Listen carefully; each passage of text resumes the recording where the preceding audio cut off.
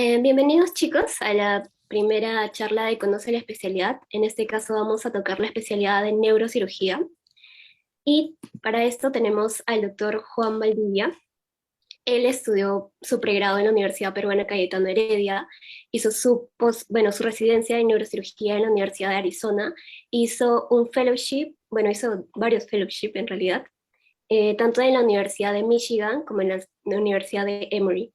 Actualmente trabaja en el St. Joseph Hospital y también pertenece al Baker Medical Group.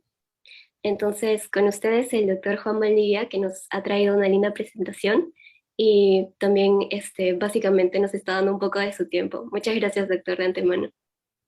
Mm, ¿Me escuchas? Sí, doctor. ¿Hello? Sí, doctor, se le escucha Ok, perfecto. muy bien, muy bien. Bueno, primero que nada, pues muchas gracias por invitarme a compartir con ustedes. Me da muchísimo gusto poder darles un poco de mi experiencia, que una experiencia pues muy sui generis en Cayetano, y me siento muy orgulloso de pertenecer a Cayetano, y no solamente como exalumno de pregrado, de Facultad de Medicina, y también como ahora como profesor visitante en el Departamento de Neurocirugía del hospital. Y nada, pues yo tengo todo el tiempo del mundo en este momento para ustedes. Si tienen alguna pregunta, por favor me la hacen llegar, me interrumpen sin ningún problema y estoy a su disposición. ¿Puedo compartir pantalla? Eh, Marta. Sí, doctor. Ok, perfecto.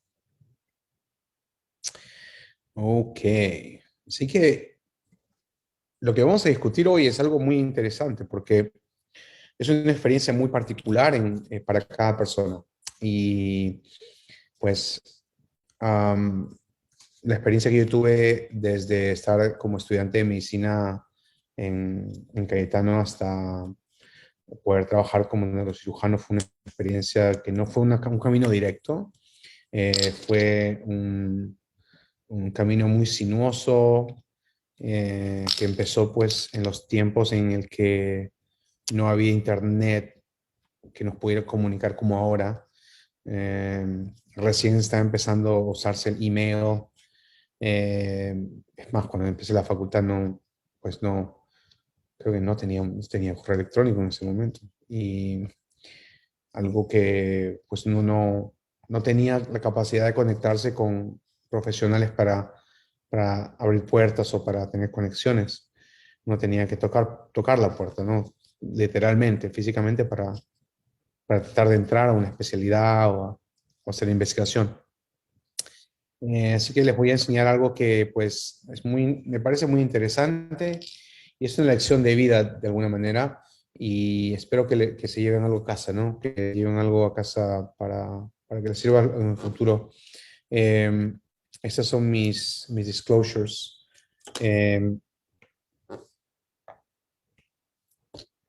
como dijiste tú, pues yo hice la Facultad de Medicina en Cayetano, y luego hice el internado de cirugía general en University of Illinois Chicago, en Metropolitan Group of Hospitals, y luego hice Match en Neurosurgery en la Universidad de Arizona. Luego, eh, porque uno quiere ser el estudiante eterno, ¿no? Hice el fellowship de Complex Spine Surgery en la Universidad de Michigan, y luego hice otro fellowship de Neurosurgical Oncology en Emory, en Atlanta. Y luego seguí la carrera académica, ¿no? Publicando y siendo profesor, assistant professor en la Universidad de Michigan, hasta que me di cuenta que quería hacer algo más distinto con mi vida y estar más cerca a Perú. Por eso decidí mudarme a Florida. Y Tampa era el lugar más adecuado para mí en ese momento, y sigue siendo el lugar más adecuado para mí. Entonces, ¿cómo uno llega a hacer una cirugía de este tipo, por ejemplo, ¿no? Una cirugía de escoliosis?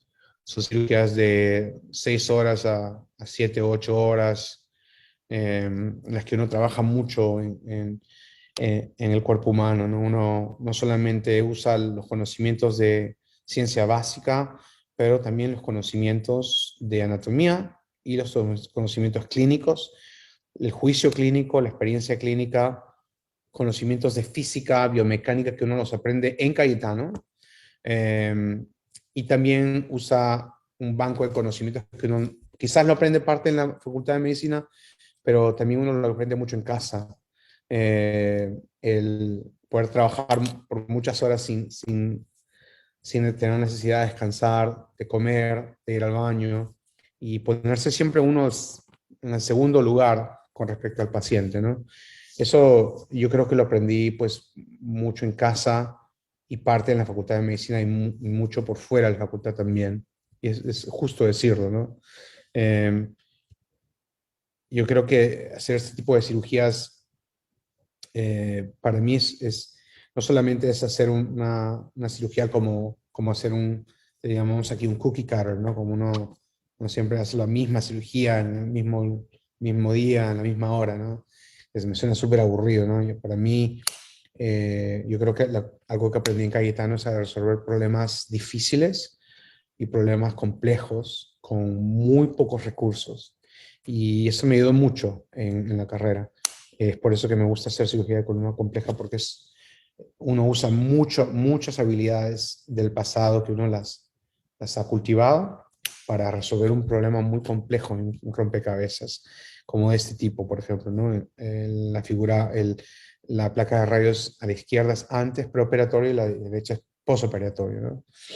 Poder restablecer la biomecánica global de un paciente, de un ser humano, y hacer que el ser humano camine de pie y vuelva a caminar, pues es algo, cuando uno lo llega a lograr en neurocirugía, es algo, pues un regalo, es una recompensa personal y profesional muy grande. Pero me gusta siempre recordar, pues que yo vengo de esto, ¿no?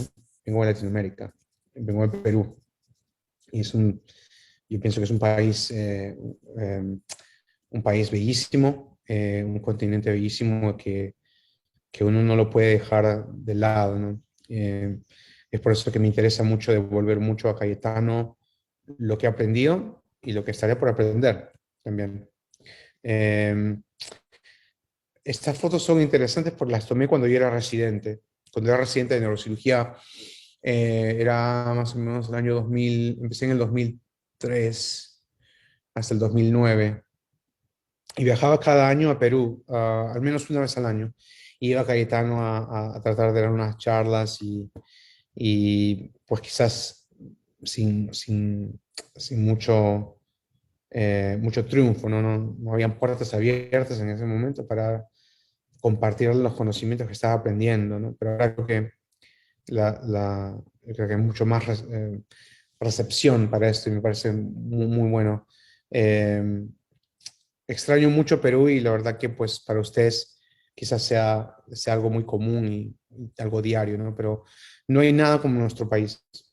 Y nuestro país nos permite como médicos en el extranjero, es un médico muy particular, un médico que está acostumbrado a, como les dije, a resolver problemas complejos con muy pocos recursos y, y a resolver dificultades y obstáculos de manera rápida, ¿no? Sin tener muchos reparos y mucha dificultad. El médico, al menos el médico cirujano peruano, pues es un médico que tiende a triunfar mucho en triunfos personales y profesionales.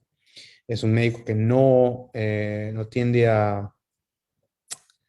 ¿cómo se dice? A tirar la toalla en español, ¿no? Como en inglés se dice, you don't quit. Uno no para el trabajo, ¿no? Y eso es lo que uno aprende en Cayetano y eso es lo que siempre llevo en mi corazón de nuestra cultura, que es una cultura muy bonita. Y les enseño esto porque, pues, la mayoría de mi familia vive en Lima, ¿no? Pero gran parte de mi familia viene de Arequipa, ¿no? Por parte de madre y padre, ¿no? Así que yo siempre digo que soy limeño de casualidad, ¿no? Este símbolo del caduceus, eso es algo que quiero que lo sepa muy bien, porque ustedes son todos estudiantes de medicina y quiero que sepan bien y que entiendan bien qué significa ser médico para ustedes. Porque ser médico no es simplemente pues llevar un mandil blanco, ¿no? Tener un sello, tener el poder para cambiar vidas. El ser médico es un deber. Y uno como neurocirujano no solamente tiene mucha autoridad para tomar decisiones de vida o muerte, para salvar la vida de un paciente, para devolverle la vista a un paciente, devolverle la capacidad de caminar a un paciente, de usar las manos a un paciente. Pero el neurocirujano tiene un deber. Y la manera con la que yo vi el entrar a una especialidad tan difícil en medicina fue hacer un pacto conmigo mismo, ¿no? Y hacer como un una autoevaluación o un viaje de introspección quizás y preguntarme a mí mismo por qué quiero ser médico y qué es lo que quiero hacer como médico. Muy importante, porque si uno quiere, por ejemplo, hacer fama desde la escuela de medicina, ¿no? O sea, uno quiere, empieza la escuela de medicina para hacer fama o para hacer mucho dinero o para tener muchas influencias. Hay que tener mucho cuidado con eso porque uno va a ser muy feliz y se le va a hacer un viaje muy, muy, muy largo y el médico pues va a ser un médico muy triste, quizás porque es un viaje tan largo, con algo tan difícil para unas metas que son quizás tan superficiales y tan banales que no son, no son satisfactorias personalmente, ¿no? Uno tiene que preguntarse por qué quiere hacer uno, primeramente neurocirugía. Uno tiene que preguntarse cómo puede acceder a esa especialidad en el país en el que quizás entrar en neurocirugía es la especialidad más difícil de todas. Uno tiene que sentarse y pensar. Muy importante es esto. Y les cuento esto porque, pues, cuando yo era estudiante de medicina eh, no tuve las facilidades que tenían otros compañeros, quizás. Yo perdí a mi padre cuando tenía 10 años y no tenía una imagen paternal que me pueda decir qué hacer y qué no hacer. No tuve una imagen paternal en medicina que me diga qué hacer y qué no hacer en medicina, que es otro tipo de mentor, ¿no? Otro tipo de mentoría. Eh, y tampoco tuve una imagen paternal masculina que me diga qué hacer, punto, ¿no? Y sin embargo, tuve la suerte o la gracia divina de que pues fui por buen camino y tomé muchas decisiones que fueron buenas, muchas decisiones que fueron malas, de las que aprendí mucho. Y quiero que tengan mucha gratitud por lo que tienen. Si tienen padres, madres, tienen una familia, aprenden a valorarlo, porque no es una herramienta que mucha gente no la tiene. Analizar las deficiencias de uno mismo es muy importante, y las posibilidades de uno mismo también. Y no solamente las posibilidades, pero las probabilidades de uno mismo. Eh, no solamente es posible entrar a neurocirugía, pero qué tan probable es. Qué tan probable es este año, en el 2023, en el 2025, en el 2030. Cada año es distinto. ¿Okay? La oportunidad en neurosurgery en Estados Unidos, pues en el año 2002, no, no, en 2003, perdón, cuando yo apliqué eran pocas, ¿no? La competición es muy alta en el match. Eh, había, había mucha necesidad de hacer research antes de hacer la aplicación. La necesidad para tener experiencia quirúrgica para Foreign Medical Graduates era alta también. Yo no tenía ninguna, solamente había tenido internado y externado, que pues, si bien fue experiencia clínica de mucho valor, pues no era una residencia, ¿no? Al menos el externado y el internado, pues yo podía hacer cesárea solo, apendectomía solo, parto solo, o sea, podía operar solo con al attending mirándome, ¿no? Diciéndome, ok, está bien. Y eso me ayudó mucho, ¿no? Yo creo que la experiencia que uno tiene en Cayetano, al menos la experiencia que yo tuve en Cayetano, fue algo que, como uno dice en inglés, mucho hands-on. Usted me, me, ¿cómo se dice? Me introduje tanto en la labor médica, sacando muestras, llevándolas al laboratorio, trayendo los resultados, cargando los tubos, las jeringas, o sea, pasando rondas a las 4:30, 5 de la mañana. Yo creo que de eso aprende uno mucho, mucho, la verdad. No solamente aprende uno mucho a trabajar muy duro, a no, a no dejarse vencer por el trabajo, a no tenerle miedo al trabajo y a saber pensar, a saber pensar. Para mí se me hizo, personalmente se me hizo, yo creo que más difícil la carrera de medicina porque pues no tenía un modelo, ¿cómo se dice? Un modelo a seguir, ¿no?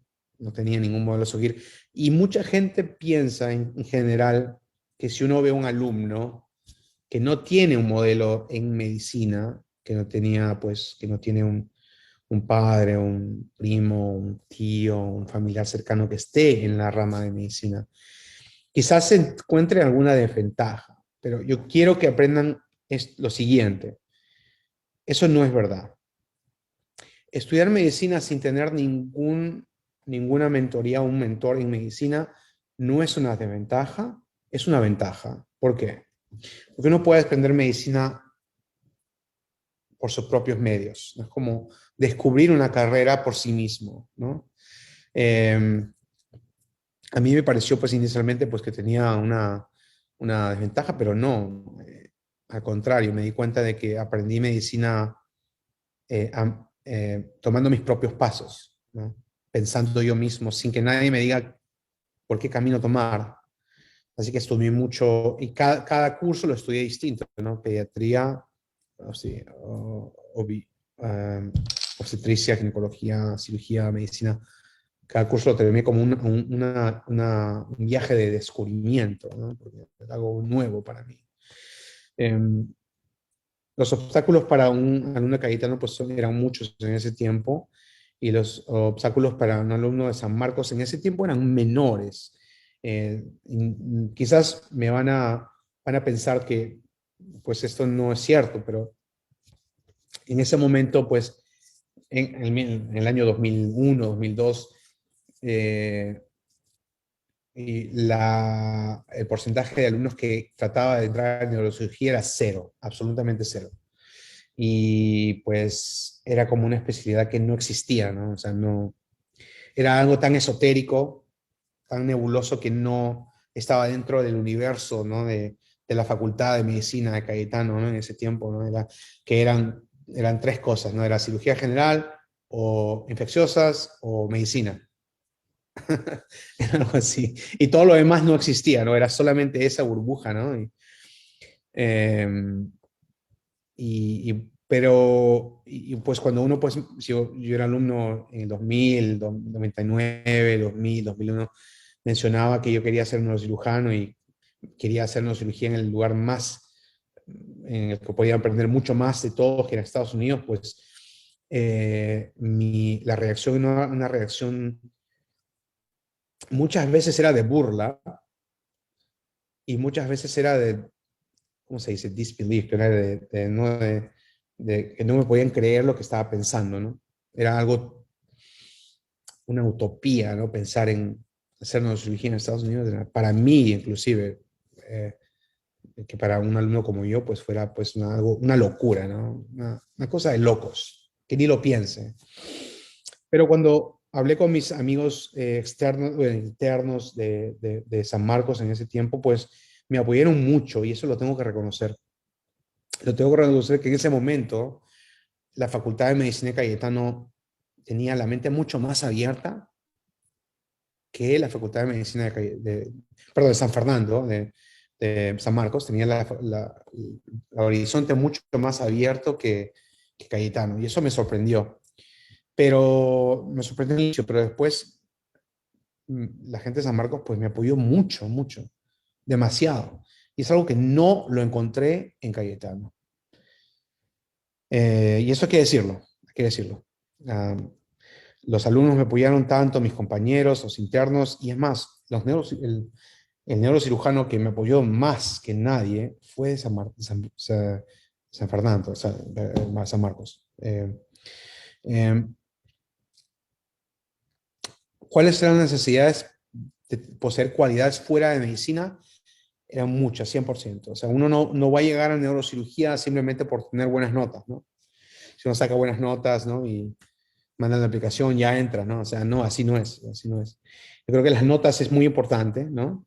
Muy importante tener una muy buena nota en el Step 1, el Step 2 por encima de 93, el percentil 93%, y eso precisamente es un obstáculo, ¿no? Luego, el siguiente obstáculo, cuando vemos las aplicaciones de los residentes, pues es si han hecho un trabajo de investigación, si han presentado trabajos, research y esas cosas. Eso es un bonus, ¿no? El otro es si han tenido experiencia previa quirúrgica formal, o sea, un residentado, un fellowship. Y el tercer paso, que es el paso más importante, es la entrevista. Muy importante. Si uno puede tener pues 100% en el step 1, 100% en el step 2, 100% en el step 3, tener 20 trabajos publicados y ser pues el director de un laboratorio de investigación de neuroanatomía. Pero si uno no hace bien la entrevista y si uno no posee cualidades personales de poder establecer rapport, inteligencia emocional, o sea, establecer una conexión personal con las personas, con la gente, pues no va a entrar a la especialidad. Eh, el neurocirujano, algo que aprendí antes era que si yo tuviera un neurocirujano para mí, me gustaría que ese neurocirujano sea sumamente serio, que no tenga casi nada de sentido del humor, que sea medio OCD, ¿no? Obsesivo compulsivo en sala de operaciones, y que tenga mucha compasión por el paciente. Muy importante, esas son 4 cualidades muy importantes que un neurocirujano tiene que tener. Y la necesidad de contactos en neurocirugía, pues en ese momento era muy alta. Y yo no conocía a ni un neurocirujano en Perú, no, ninguno. Solamente pues a los profesores que conocí durante la rotación de neurocirugía, que duró creo que 3 semanas o 4 semanas en clínica, ¿no? En las rotaciones clínicas. Pero no conocía a nadie directamente, ¿no? Y menos en Estados Unidos. Así que pregúntense bien, muy bien, qué es lo que quieren hacer con una especialidad tan difícil, ¿no? Si quieren tener reconocimiento, si quieren seguir los pasos de alguien, porque la especialidad al final no va a darles nada de esto. O sea, la especialidad les va a dar una satisfacción personal, que es algo, es un deber y una satisfacción personal y punto, ¿no? Eh, lo que aprendí en Cayetano es que los pacientes no tienen el privilegio de ser tratados por nosotros, pero nosotros tenemos el privilegio de tratar a los pacientes. Y eso quiero que se lo lleven muy bien a casa, porque eso es la verdad. Cuando uno trata a un paciente, cuando uno es médico, se gradúa de médico, uno no tiene un estatus social más alto, uno no es un ser humano mejor que los demás, uno no significa que uno tenga una alfombra roja o pues una autoridad más grande como un ser humano, ¿no? Que los demás, ¿no? Simplemente cuando uno se gradúa de médico, uno tiene un deber muy grande y punto. Y eso es lo que tienen que aprender bien. Porque si siguen una carrera larga y van por la vida pensando que ser médico les da el privilegio de tomar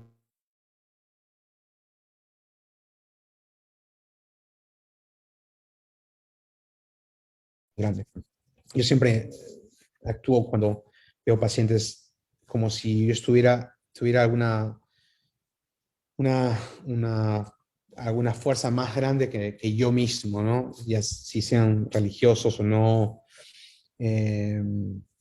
que observa cada paso que tomo con el paciente, cada decisión que tomo con el paciente, porque al final de cuentas, cada decisión que yo tomo con respecto a un paciente influencia el destino de la vida de ese paciente. Y pues cuando uno es neurocirujano, y esto no se lo van a enseñar en residencia ni en, bueno, se lo estoy diciendo porque esto es algo que lo practico yo mismo y lo he aprendido con años de práctica.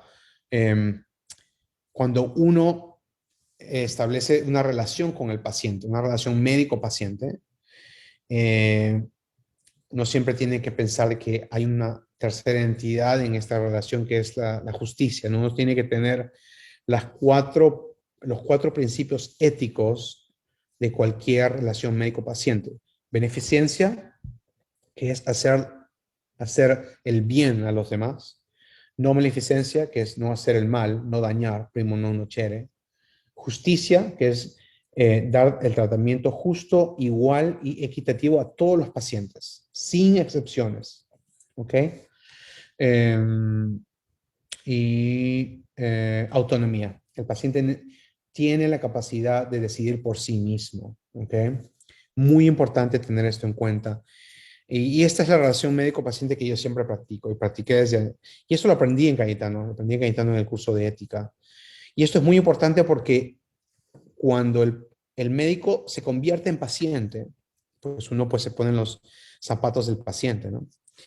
Y eso lo quiero que lo piensen bien, ¿no? ¿Qué significa ser un médico para ustedes? ¿Y cuál es la recompensa personal y profesional que buscan, ¿no? ¿Qué es lo que hacemos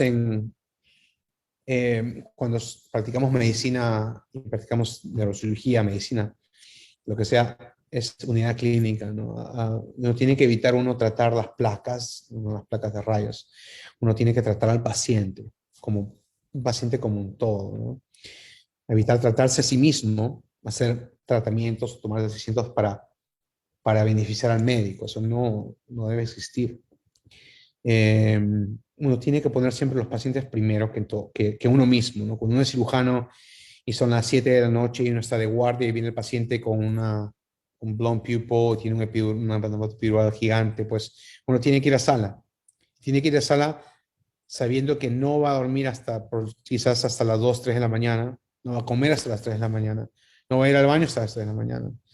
Y saber estar cansado esa noche y al día siguiente va a empezar clínica a las 9 de la mañana. O sea, esa es la vida del neurocirujano. Y uno tiene que hacer las paces con eso, ¿no? Siempre uno tiene que poner a los pacientes primero, siempre, siempre. Eso lo he aprendido porque eso lo ayuda al médico a tomar la decisión adecuada para el paciente. Uno siempre tiene que ponerse en segundo puesto al paciente y recordar de que ser médico no es, como les digo, los pacientes no tienen el privilegio de verlo verlo a uno como médico, sino que uno tiene el privilegio de verlo a ellos como pacientes, ¿no? Cuando uno planea una cirugía con una compleja, uno se siente y planea todo, ¿no? Cada paso de la cirugía. Y es algo que aprendí cuando era yo estudiante de medicina de alguna manera, ¿no? Porque uno en la facultad, pues, aprende muchos conceptos, ¿no? Como lo aprendí de un internista, el doctor Chanterelli. No sé si trabaja todavía en el hospital Loaiza, el doctor Chanterelli, pero nos enseñó que inicialmente cuando uno aprende medicina, pues la medicina es un algoritmo de 1 y 2, 3 ramas y esa es la medicina, ¿no? Uno aprende conceptos, ¿no? Pero después de muchos años, pues el algoritmo es un árbol gigante, ¿no? Muchas opciones y muchas ramificaciones, ¿no? Pero el aprender a estar en el tiempo presente y en el caso presente es algo que quizás no lo aprendí en la Facultad de Medicina, lo aprendí fuera de la Facultad de Medicina y se lo voy a enseñar en un momento. Pero estar en el caso presente es muy importante porque cuando uno va a un caso quirúrgico, uno no puede estar pensando en Facebook, Instagram, TikTok, que si la conversación que tuve ayer, yo dije lo apropiado, qué voy a hacer mañana, o el examen que voy a tener, o que voy a ir a Cancún el mes que viene. No, uno entra a sala a hacer un caso, solo importa ese caso. Solo importa el presente, el aquí y el ahora. Y es por eso que los seres humanos nos gusta mucho la cirugía, porque la cirugía nos absorbe en el momento presente, no nos deja pensar, nos distrae del pasado, nos distrae del futuro, nos distrae de todo lo demás, pero nos concentra en el presente y eso nos da una satisfacción mental muy grande.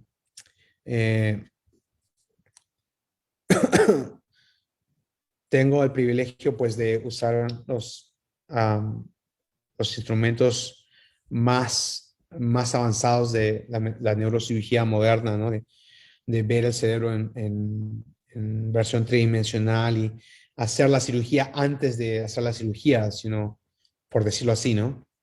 Eh, para, para planear el acto quirúrgico mucho antes de realizarlo, ¿no? Eh,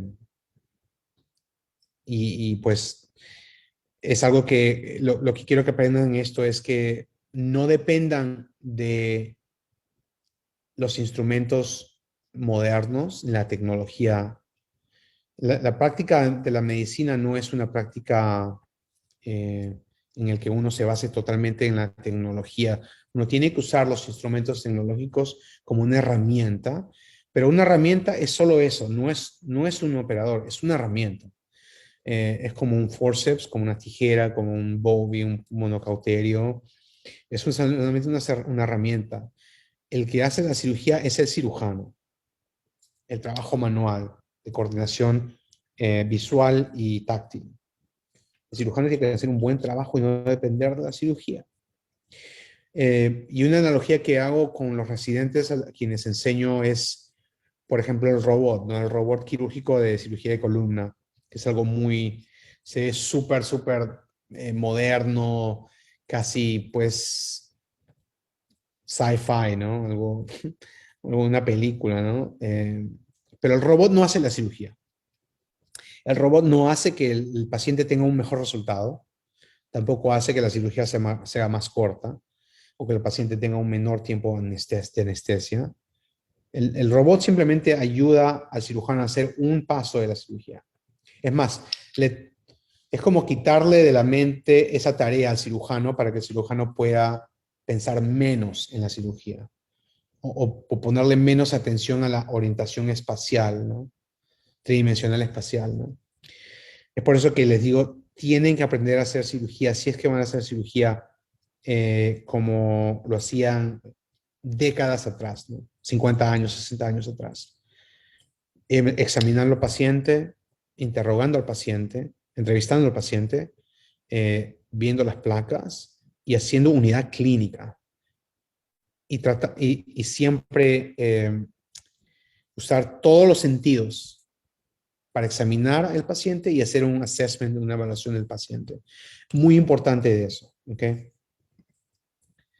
Esta es una foto que la tomé en un mercado en Cusco, cuando era residente de neurocirugía. Y yo quería hacer neurocirugía de deformidad de columna y lo vi a este señor bajando no, fue en Urubamba, perdón, Urubamba. Bajando las escaleras de la Catedral de Urubamba, que son unas escaleras grandes, ¿no? Y ese señor pues llevaba las frutas, ¿no? Que quería vender y se demoró creo que 20 minutos en bajar las escaleras, ¿no? Se bajaba un peldaño, cada peldaño a cada paso, ¿no? Muy despacio porque con la deformidad que tiene, pues yo me quedé pensando y como que lo seguía al señor, ¿no? Pensé que tenía mucho dolor, ¿no? Y lo seguí al mercado y me dije, pues, no sé cómo se siente, ¿no? Porque tiene una quifosis severa, pues, y yo soy cirujano, a ver si lo puedo ayudar en algo, ¿no? Y me dijo básicamente me dijo que me vaya, que lo deje tranquilo, porque él quería trabajar. Y eso me dio una perspectiva, pues, grande, porque al eso me enseñó, otra vez me recordó que nosotros tratamos paciente, no tratamos a cómo se ve el paciente o cómo se ve la deformidad o las placas de rayos. Este es un señor que básicamente no tenía casi nada de dolor, estaba trabajando, cargando las frutas que tenía que vender y no quería que lo perturbe con mi pregunta, ¿no? Que señor, yo soy médico, quiero ayudarlo, tiene usted una quifosis severa. Eso me enseñó mucho, me enseñó que uno trata al paciente, no trata las placas de rayos, ¿no? Mi experiencia en Perú, pues que fue, yo terminé la escuela de medicina, no, terminé el colegio cuando tenía 16 y medio, creo. Y yo tomé el examen de medicina de ingreso a los 17.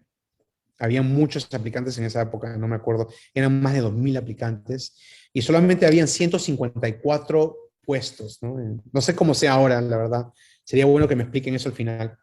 Pero en ese momento habían 154, 164 puestos y la diferencia entre los puestos eran décimas, ¿no? O sea, creo que eran 100 puntos el examen y la diferencia entre uno y otro puesto era 91.002, 91.003. Eso era en los puestos, ¿no? El corte, le decíamos el corte. Los primeros 164 de los 1.000 y tantos aplicantes entraban a la facultad. Y el corte era el 164. Yo creo que entré en el 150. O sea, casi al final, ¿no? Pero entré al primer intento, gracias a Dios. Y pues en ese año eran 4 años de ciencias básicas, 4 años de clínica y 2 años, uno de internado y externado, ¿no? Y la tesis era mandatoria en ese momento, ¿no? Y lo que me ayudó mucho es que pues, la educación en Perú, previo a la Facultad de Medicina, era muy, muy importante, ¿no? Muy buena, ¿no? Que llevábamos aritmética, geometría, química, biología, bioquímica, física, etcétera, ¿no? Que son muchos cursos que los aplicantes aquí en Estados Unidos no llevan en el colegio, ¿no? En ese tiempo en Cayetano, si uno no pasaba un curso, lo tenía que repetir un año solamente haciendo ese curso, ¿no? Si uno fallaba, por ejemplo, anatomía, tenía que repetir el año solamente haciendo anatomía, ¿no? Y si uno fallaba el curso otra vez en Cayetano, uno no podía, ya se tenía que ir a la universidad, ¿no? Así que eh,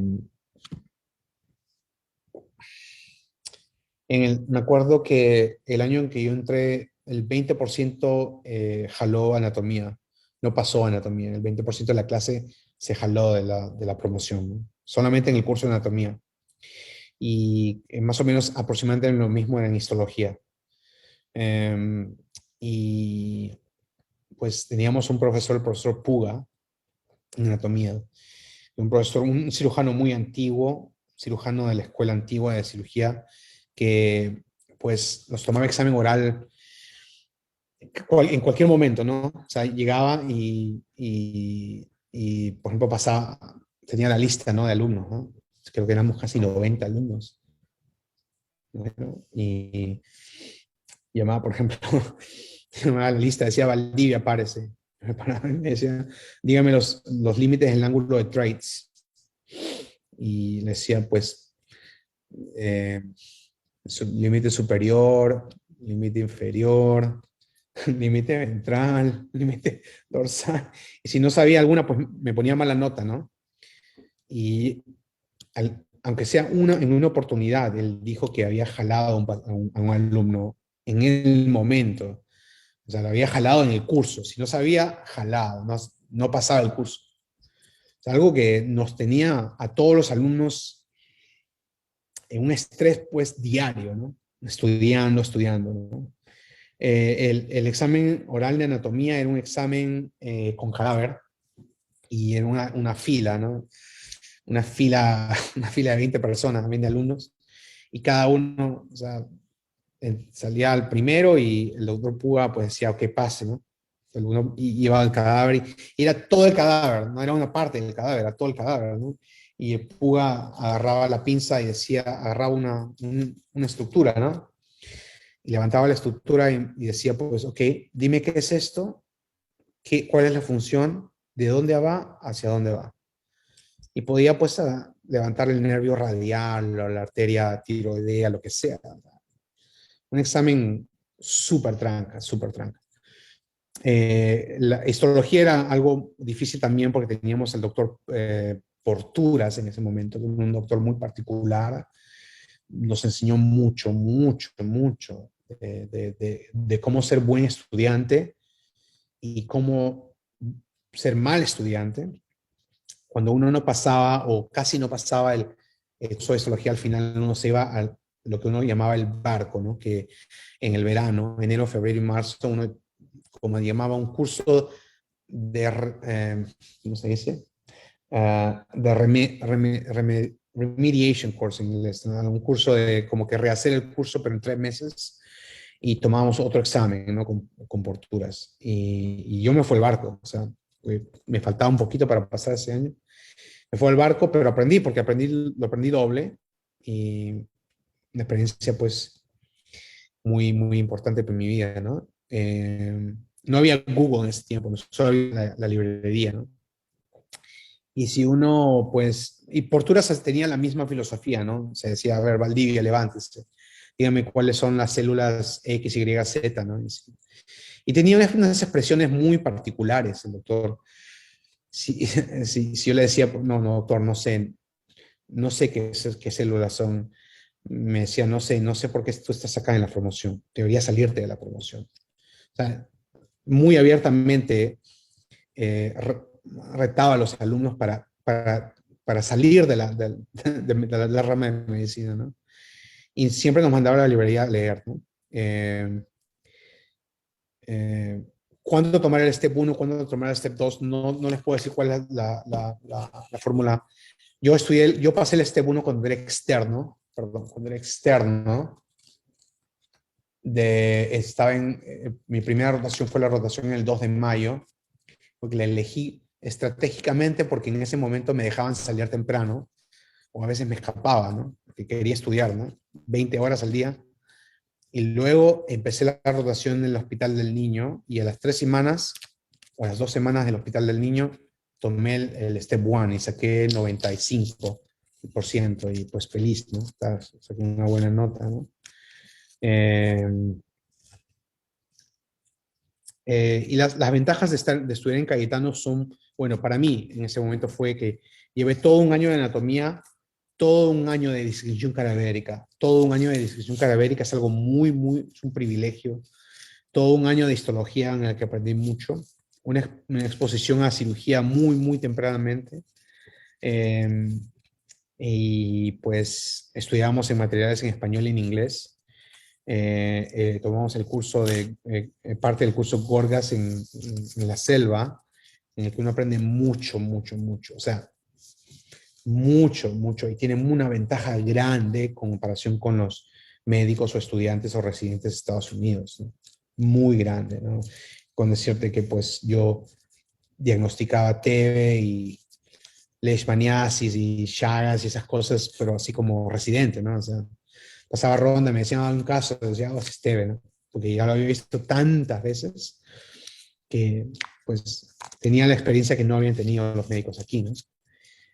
Los 2 años de entrenamiento en un hospital es muy importante, me enseñó mucho.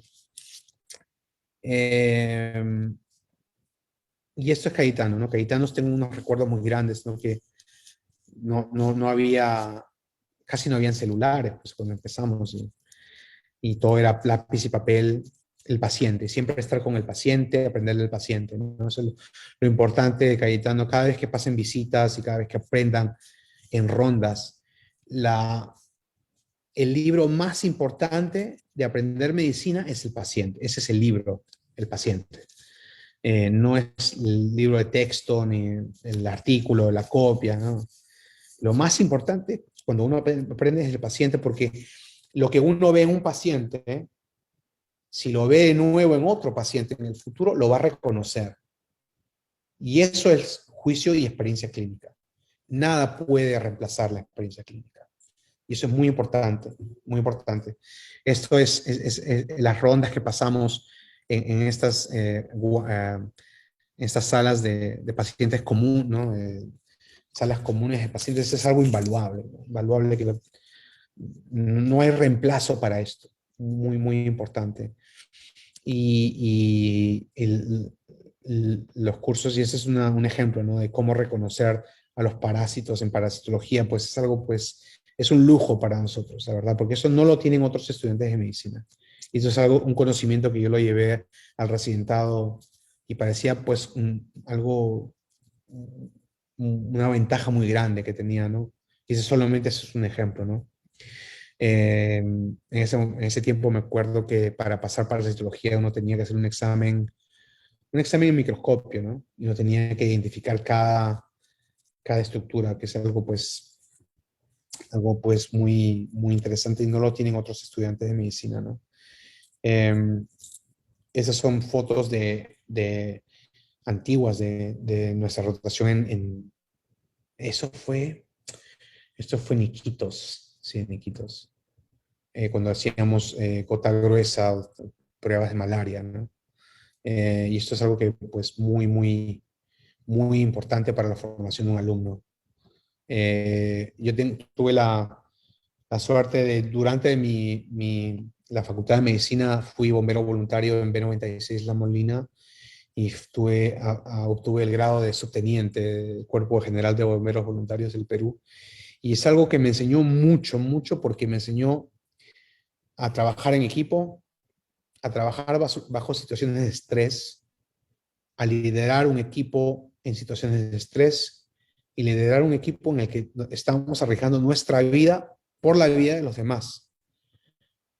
Me enseñó a poder despertarme a las 2:30 de la mañana cuando me llaman sin ninguna dificultad y hacer el 100% de la performance del ser humano para salvar una vida.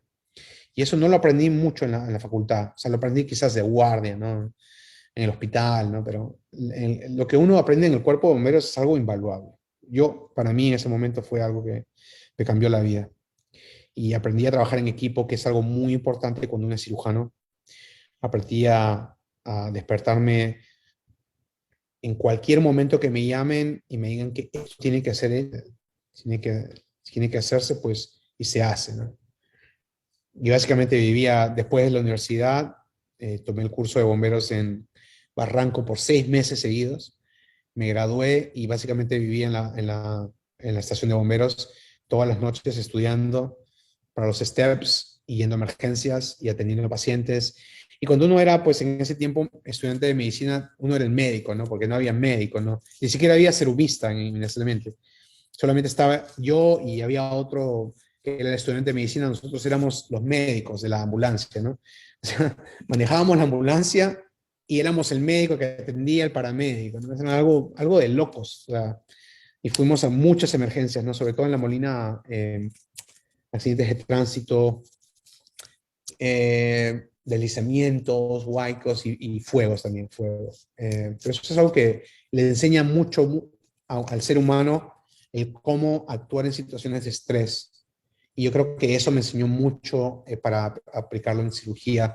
Y es más, las primeras veces que yo vi neurotrauma y pacientes con traumatismo vértebro-medular o traumatismo craneal, y lo vi en directo, fue en el cuerpo de bomberos. Y eso es lo que me dio el interés de hacer neurocirugía, el cuerpo de bomberos. Si no, yo no hubiera entrado al cuerpo de bomberos, no sería neurocirujano. Y esta pues mi casa, ¿no? Es B96 La Molina. Es algo que es muy, si alguno de ustedes quiere ser bombero, pues en buena hora, es algo muy, muy, muy lindo y uno aprende muchas cualidades que van a servirle para el resto de su vida. En neurocirugía la historia que tenemos en Perú es muy grande y si pueden ver, si pueden entrar al Museo de Paracas, les va a gustar mucho. Estas fotos son fotos prohibidas porque no dejan tomar fotos en el museo, pero de alguna manera puede entrar y esconder la cámara y tomar muchas fotos dentro del museo. Así que me quedan para la posteridad, ¿no?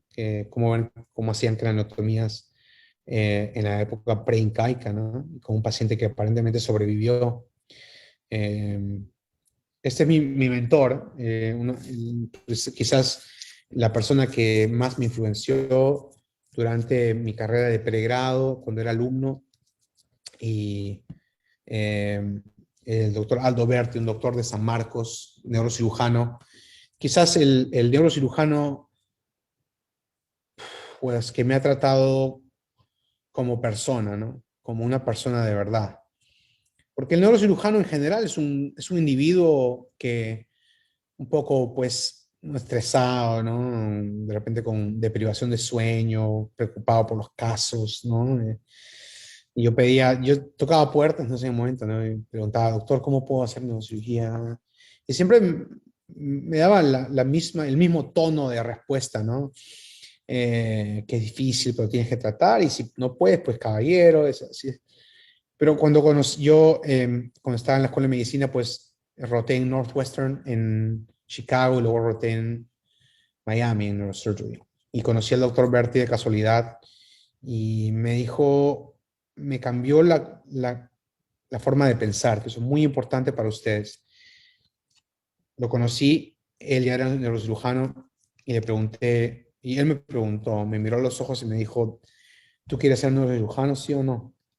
Y yo le dije, pues, con mi respuesta típica, ¿no? De estudiante de Cayetano de en ese momento, ¿no? Le dije, pues sí, me parece muy, muy bonito, pero es muy difícil, así que estoy viendo bien cómo me sale, y estoy esperando la nota y espero las cartas, y quizás, y bueno, vamos a ver, ¿no? Son un chamullo, pues. Y él me miró otra vez y me dijo, o sea, ¿tú quieres ser un cirujano, sí o no? Y yo le dije, sí, sí voy a ser un cirujano. Y en ese momento no vi para atrás más, no vi otra alternativa. Yo le respondí a esa persona lo que iba a hacer, y lo hice. Y esto fue antes del match, antes de las cartas, antes del step 2, antes del step 3. O sea, me cambió la forma de ver las cosas, y eso no es dinero, no es que me haya dado la residencia, no es que haya llamado a alguien que me dé el puesto, no, es una forma de pensar. Cuando uno cambia la forma de pensar del ser humano, uno rompe las barreras más importantes, que son las barreras mentales. Y eso es algo que quizás para ustedes suene algo medio loco, pero es algo real. Cuando uno rompe las barreras mentales, uno puede cambiar el destino de sí mismo, de una persona. Eh, y en este tiempo, pues, hacer neurocirugía en Estados Unidos era algo literalmente imposible para mí. No solamente yo pensaba que era imposible, o casi imposible, pero todos mis amigos y mis internos y mis residentes y mis asistentes pensaron que era imposible, excepto una persona, y es este señor. Y me dijo, tienes que hacer lo que a ti te gusta, tienes que hacer lo que amas, y si lo vas a hacer, dime que lo vas a hacer. Y es lo que hice.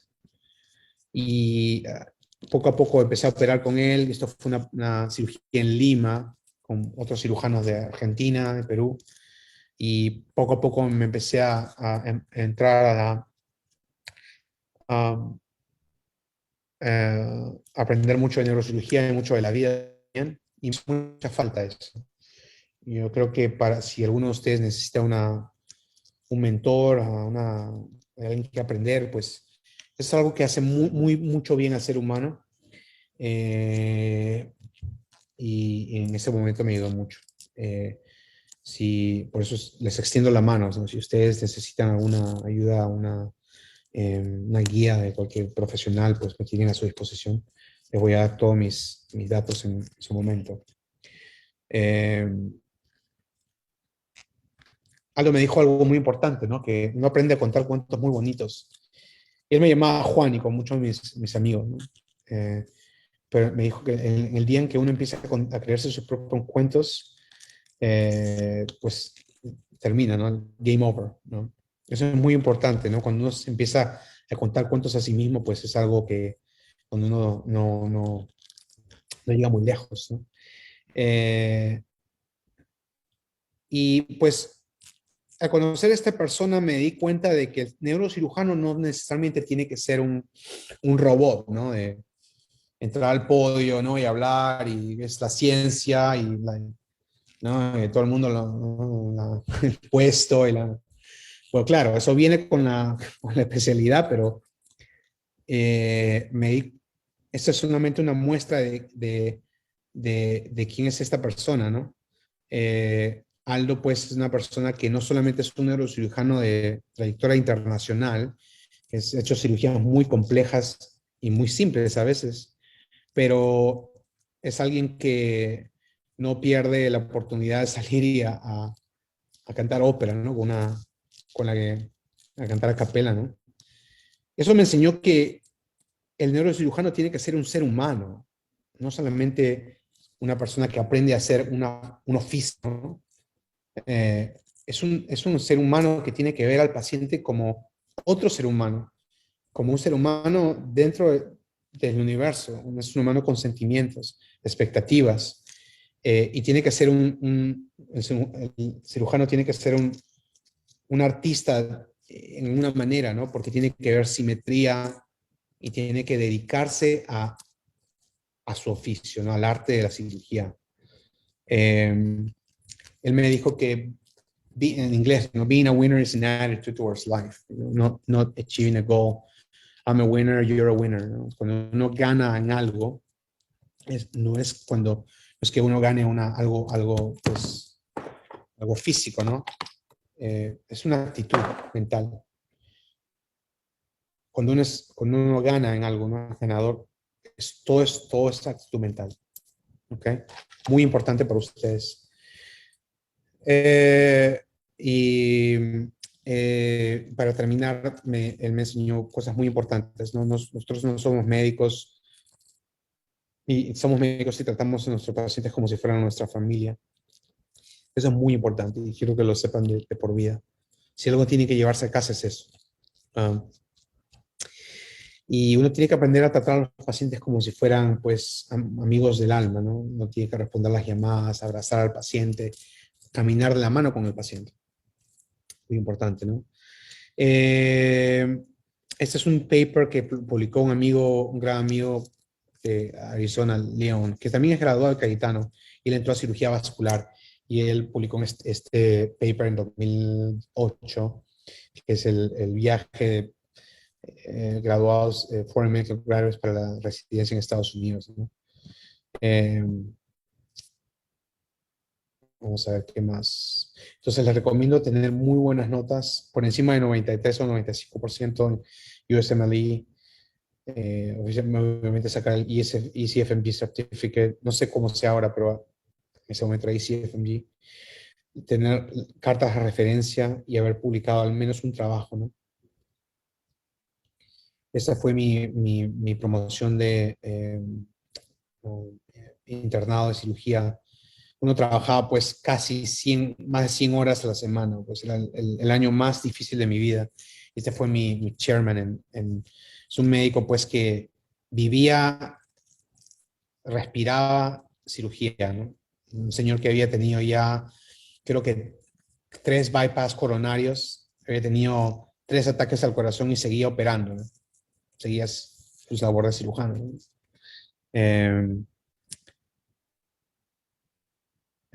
Sí, la residencia en neurocirugía la hice en la Universidad de Arizona y era más o menos, trabajamos, bueno, en ese momento instalaron la regla de que uno no debe hacer más de 80 horas a la semana, pero pues nosotros trabajamos mucho más de 80 horas a la semana, o sea, que es la verdad, ¿no? Eh, Este fue mi chairman, Dr. Marty Winan, que me enseñó muchas cosas y me dijo, una de las cosas que me dijo en inglés, ¿no? Don't let anybody tell you what to do. O sea, no le dejes a nadie hacer lo que tienes que hacer. Es lo que me dijo él. Y pues no sé exactamente a lo que se refería, pero lo tomé muy a pecho, ¿no? Eh, un neurocirujano tiene que ser una persona que en su momento, en sala de operaciones, tiene que actuar decisivamente, sin curvas y tangentes. Tiene que hacer la labor decisiva, salvar una vida, detener una hemorragia, resección del tumor. Tiene que hacer algo objetivo. Él me dijo una vez, don't talk, just do it. Me lo dijo muy claro en sala de operaciones una vez y me quedó de por vida, ¿no? Rain Anton era uno de mis attendings, que era de Estonia, es de Estonia, que era antes de la Unión Soviética. Y literalmente él era también un foreign medical graduate como yo. Y la historia es que yo me gradué me parece que fue un sábado, sí, fue sábado, y yo estaba de guardia de viernes a sábado, o sea, estaba post-guardia yendo a la graduación, ¿no? Y la graduación era como a las 6:30 de la tarde, y yo estaba ahí de guardia, y este señor me puso para que yo lo ayudara en sala de operaciones el sábado post-guardia, en la mañana, para un tumor cerebral. Yo no había dormido desde el día anterior y estaba empezando a sala de operaciones a las 7 de la mañana al día siguiente. Y ese día me graduaba. Yo era el chief resident, ¿no? Y estaba sin dormir, operando, y operé desde las 7 hasta las 5:30. Y estaba pues sudando frío, ¿no? O sea, y el doctor Randall me dice, ¿cuándo te gradúas? Y le digo, hoy día, me dice. Y yo le digo, pues, ¿a qué hora? A las 6:30. ¿Y qué hora es? 5:30. Y me dice, ok, you can scrub out, you can just go to the graduation. O sea, me dejó ir a las 5:30, una hora antes de la graduación. Me tuve que bañar y cambiar en el hospital y ir del hospital a la graduación. O sea, ni siquiera pude ir a mi casa, no. Y lo hizo a propósito porque me hizo un test, ¿no? Yo hubiera podido decir, no, ¿sabes qué? Hoy día me gradúo, me voy a las 7 de la mañana a descansar y me voy a la graduación porque ya me gradué ya. No, yo me quedé a operar. Me quedé a operar en un caso difícil todavía, ¿no? Y no le dije que no. Y me vio y vio que no me iba y no me iba y no me iba hasta que me dijo que me vaya a graduar. Y él lo hizo a propósito para ver qué tipo de carácter tenía yo. Es muy importante tener un carácter muy particular en neurocirugía. Marco Marcela es otro de mis attendees, también un Foreign American Graduate de Florencia, de Italia, que me enseñó mucho la microcirugía muy fina, y Volker Sonntag en Phoenix, Arturo Camacho, que me botó de sala de operaciones 2 veces porque no le caía bien. Y neurocirugía, pues es algo pues que uno, es un ambiente de mucho estrés, ¿no? Y los neurocirujanos asistentes, pues, sí, a veces, pues, tiran cosas, ¿no? Tiran instrumentos al suelo y a veces se molestan. Y ahí se pasó. Se pasó. Gabriel González Portillo, no solamente un amigo muy, muy querido, pero también es mi actual partner aquí en la práctica. Y esta es la carta que certifica que yo terminé residencia. Y esas son las rotaciones que hice en la residencia. Y básicamente es un trial by fire. Uno tiene un test, ¿no? No sé cómo traducir esto en español, pero es trial by fire. Yo no tenía chief resident porque era el primer residente, o sea que era yo y el attending nada más. Así que pude operar directamente sin un residente superior a mí, ¿no? Que fue una experiencia muy buena. Frank Lamarca fue mi jefe, mi director de rotación de cirugía de columna compleja, ¿no? Muy, muy buena persona. Y esta fue lo que aprendí en Michigan, ¿no? Aprendí no solamente a operar en la columna, pero a ver la columna como un órgano biomecánico, ¿no? Es algo muy importante. Y ese es el Board Certification de Neurosurgery, Board Certified. Cada operación es la operación. Every operation is the operation, and every patient is the patient. ¿Okay? Eso es lo que es muy importante. No es que si uno va a hacer una operación, no es que voy a hacer una operación más. Uno va a hacer la operación.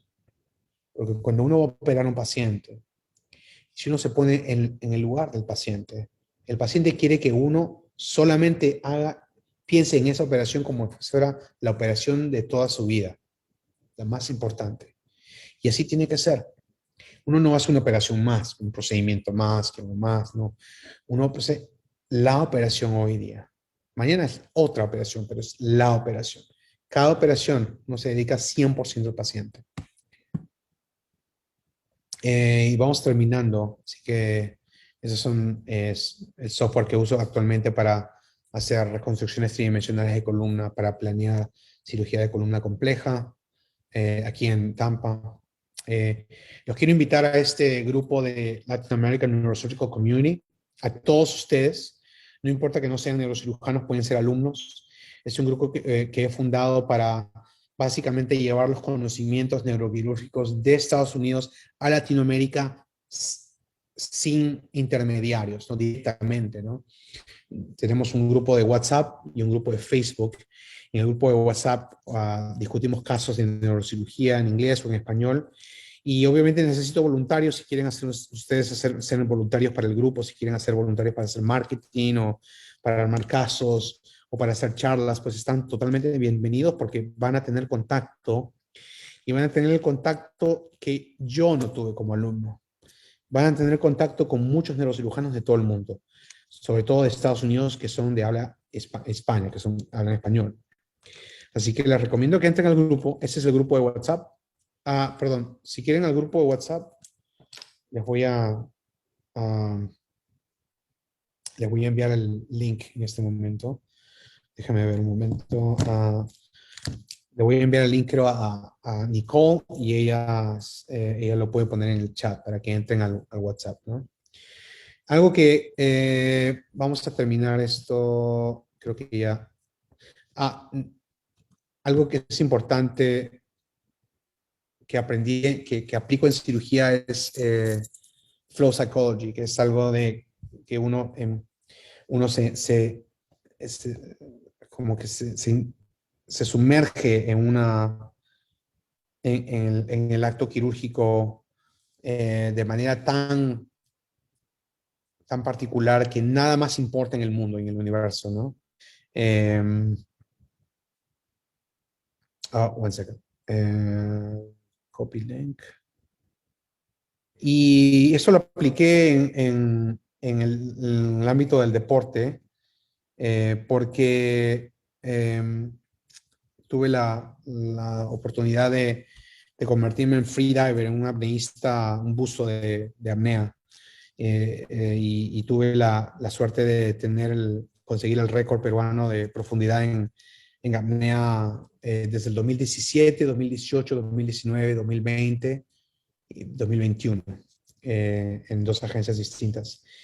Y el récord que hice es 69 metros en apnea, ¿no? En profundidad. Y es algo que aplico en el área quirúrgica también, ¿no? Porque uno en apnea tiene que estar presente 100% en la cirugía, ¿no? Como siempre, como un buceo en apnea, uno tiene que estar 100%. Así que, nada, eso, lo que quiero que aprendan es que dedíquense al deporte mucho, porque mantener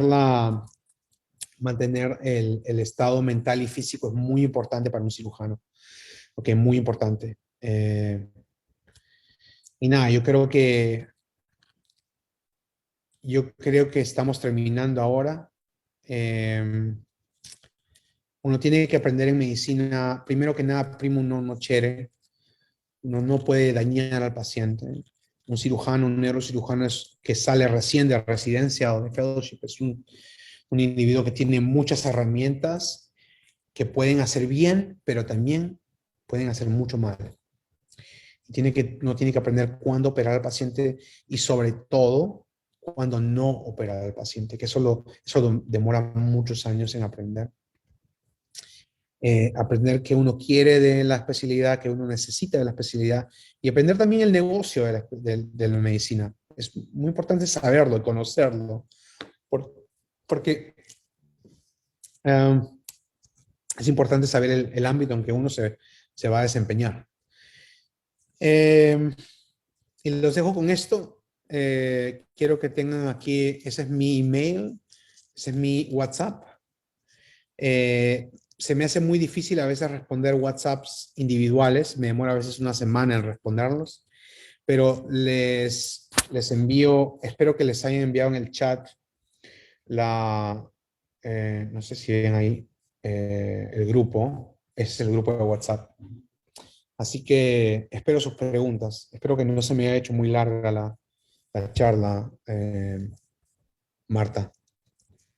No, doctora, estuvo muy interesante. Más bien, muchísimas gracias por su tiempo nuevamente. Ahora vamos a pasar a la parte de preguntas. Primero hay algunas preguntas que ya tenemos aquí como que hechas y después pasaríamos a las preguntas de los participantes. Y por justo alguien acaba de levantar la mano. Ya, entonces, dentro de las preguntas que ya tenemos programadas, la primera es, así de manera sucinta, ¿no? Porque ya he hablado bastante de esto en toda la charla, pero igual para como que dejar claras algunas ideas. ¿Cuáles fueron las razones por las que escogió la especialidad de neurocirugía en este caso? Así en palabras.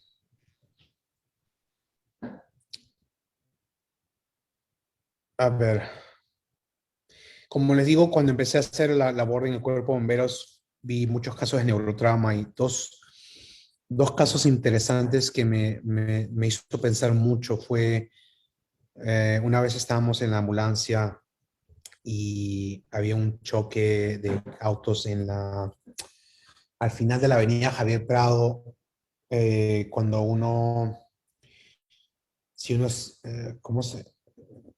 cuando uno va, ¿cómo se llama?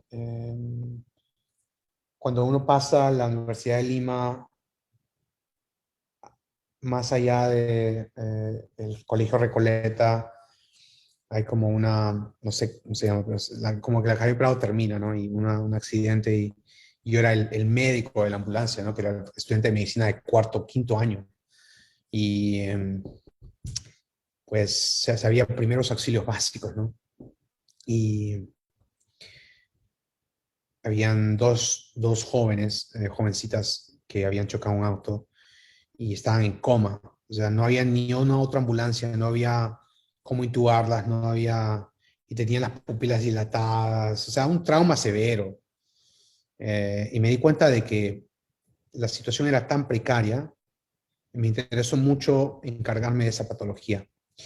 También vi otro paciente que tuvo un choque en Chosica, lo tuvimos que ir desde La Molina a recogerlo en una ambulancia en medio de la carretera y tiene un trauma vertebromedular severo, ¿no? Que cada obstáculo de la autopista, que en la ambulancia, pues un dolor tremendo, terrible con él, y tenía debilidad de las piernas, y me hizo acordar a cuando yo era muy niño, Christopher Reeves, el actor que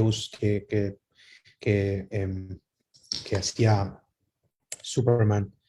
uh, Él tuvo pues parálisis, ¿no? Y eso me quedó muy, muy grabado cuando tenía que 7 años, 8 años quizás, cuando vi ¿no? Ver a un actor que era el Superman y luego en una silla de ruedas, ¿no? Yo dije, pero ¿qué ha pasado? ¿Por qué ha perdido la capacidad de caminar, ¿no? Y eso me quedó mucho, mucho en la cabeza. Otra razón por la que hice neurocirugía es porque creo que la neurocirugía me eligió a mí, la carrera. O sea, eh, cada esquina que doblaba, ¿no? En la carrera era neurosurgery, head trauma, spinal trauma, y empecé a pensar en eso y a estudiar, a leer y así. Fui a la rotación, me metí a sala. Es que hay tantas anécdotas de neurocirugía que recuerdo que una vez entré a sala como estudiante con una doctora en el Hospital 2 de Mayo. Yo ya había hecho la rotación de neurocirugía en Northwestern. Yo ya había operado en Northwestern. Es más, cuando era estudiante y estaba rotando en Northwestern, los residentes les caí bien y me dejaron usar el drill, me dejaron, o sea, usar el bipolar, o sea, me dejaron hacer cosas, ¿no? Ese era en el año 2000, 2001. Entonces yo entré a sala en el 2 de mayo una vez porque me llamó la doctora de guardia y yo entré y yo sabía un poco, ¿no? O sea, sabía. Entonces empecé a hacer, ¿no? Cosas, ¿no? Y la doctora agarra las pinzas y agarra las pinzas y me da en la mano, así, en sala, en el campo operatorio. ¡Pah! ¡Wow! Le dije, doctora, discúlpeme, ¿qué pasó, doctora? No la ha ofendido, ¿no? O sea, me dice, no, me dice, tú vas a hacer lo que yo te diga cuando yo te diga. Ok, le dije, está bien. Eso es lo que voy a hacer. O sea, cada anécdota en neurocirugía es una anécdota, pues, muy pesada, ¿no? Y por qué, no puedo decir por qué neurocirugía, ¿no? Pero otra anécdota fue cuando estaba en el internado rural, en La Merced. Y en La Merced, pues, en un hospital del tamaño de una casa, pues, ¿no? El hospital es una casa de 3 pisos. Y un lugar muy bonito, teníamos la gente muy linda y los médicos muy buenos, en una rotación en la que aprendimos mucho. Y un día viene un niño de 5 años que se cayó de un segundo piso, tuvo un trauma craneal con una fractura grande, y teníamos pues en ese tiempo una máquina de rayos X del año 50, creo, una máquina gigante, ¿no? Entonces pusimos al niño que tenía una pupila dilatada, ya en coma, ¿no? Y había una fractura, o sea, nada más se podía ver el cráneo, nada más, no había CAT scan, no había nada. Y yo ya había regresado a Northwestern como estudiante, y le digo al único cirujano que había en la ciudad, que era un cirujano general, le digo, doctor, este paciente tiene un hematoma epidural o subdural, tiene una pupila dilatada, hay que llevarlo a sala inmediatamente, doctor. Me dicen, no, este paciente tiene que ir a Huancayo por helicóptero, porque aquí no tenemos neurocirujano, no tenemos drill, no tenemos esto. Pero si esperábamos a que venga el helicóptero 3 horas, a llevarlo a la otra ciudad 3 horas más, el paciente hubiera muerto. Lo convencí, no sé cómo lo convencí al cirujano a llevarlo a sala, y yo mismo hice la incisión. No teníamos drill para hacer la craniotomía, pero yo mismo con los guantes, ¿no? O sea, estéril, ¿no? Abrí la fractura y evacué el coágulo, o sea, una evacuación digital, ¿no? Y se vio el cerebro, ¿no? Y no teníamos monopolar, pero no teníamos bipolar, no teníamos agentes hemostáticos, pero tuvimos el sangrado, y el paciente sobrevivió ese paciente. El primer paciente que operé solo, o básicamente solo, ¿no? Pero fue de interno. Y eso me enseñó mucho, y eso me reafirmó la decisión de entrar en neurocirugía. Siguiente pregunta. Ya, doctor, excelente. La siguiente pregunta es, a ver, un momento. ¿Por qué escogió Estados Unidos para realizar su especialidad? Escogí Estados Unidos porque era en ese momento el lugar más difícil y más completo para aprender neurocirugía. Si hubiera sido la China en ese momento, hubiera estado en la China, ¿no? Si hubiera estado en Rusia, pues en Rusia. Si hubiera sido en Francia, pues ahorita estaría hablando francés, ¿no? Nada Claro. más, eso es todo, ¿no? Ya. La siguiente pregunta es si le hubiera gustado hacer algo diferente en el camino hacia su especialidad. Mm. ¿Diferente en qué sentido? ¿Como una especialidad distinta? No, o sea, dentro de todo el camino que ha recorrido usted, si usted cree que algo que ha hecho de repente lo pudo haber hecho diferente. Ah. Mm.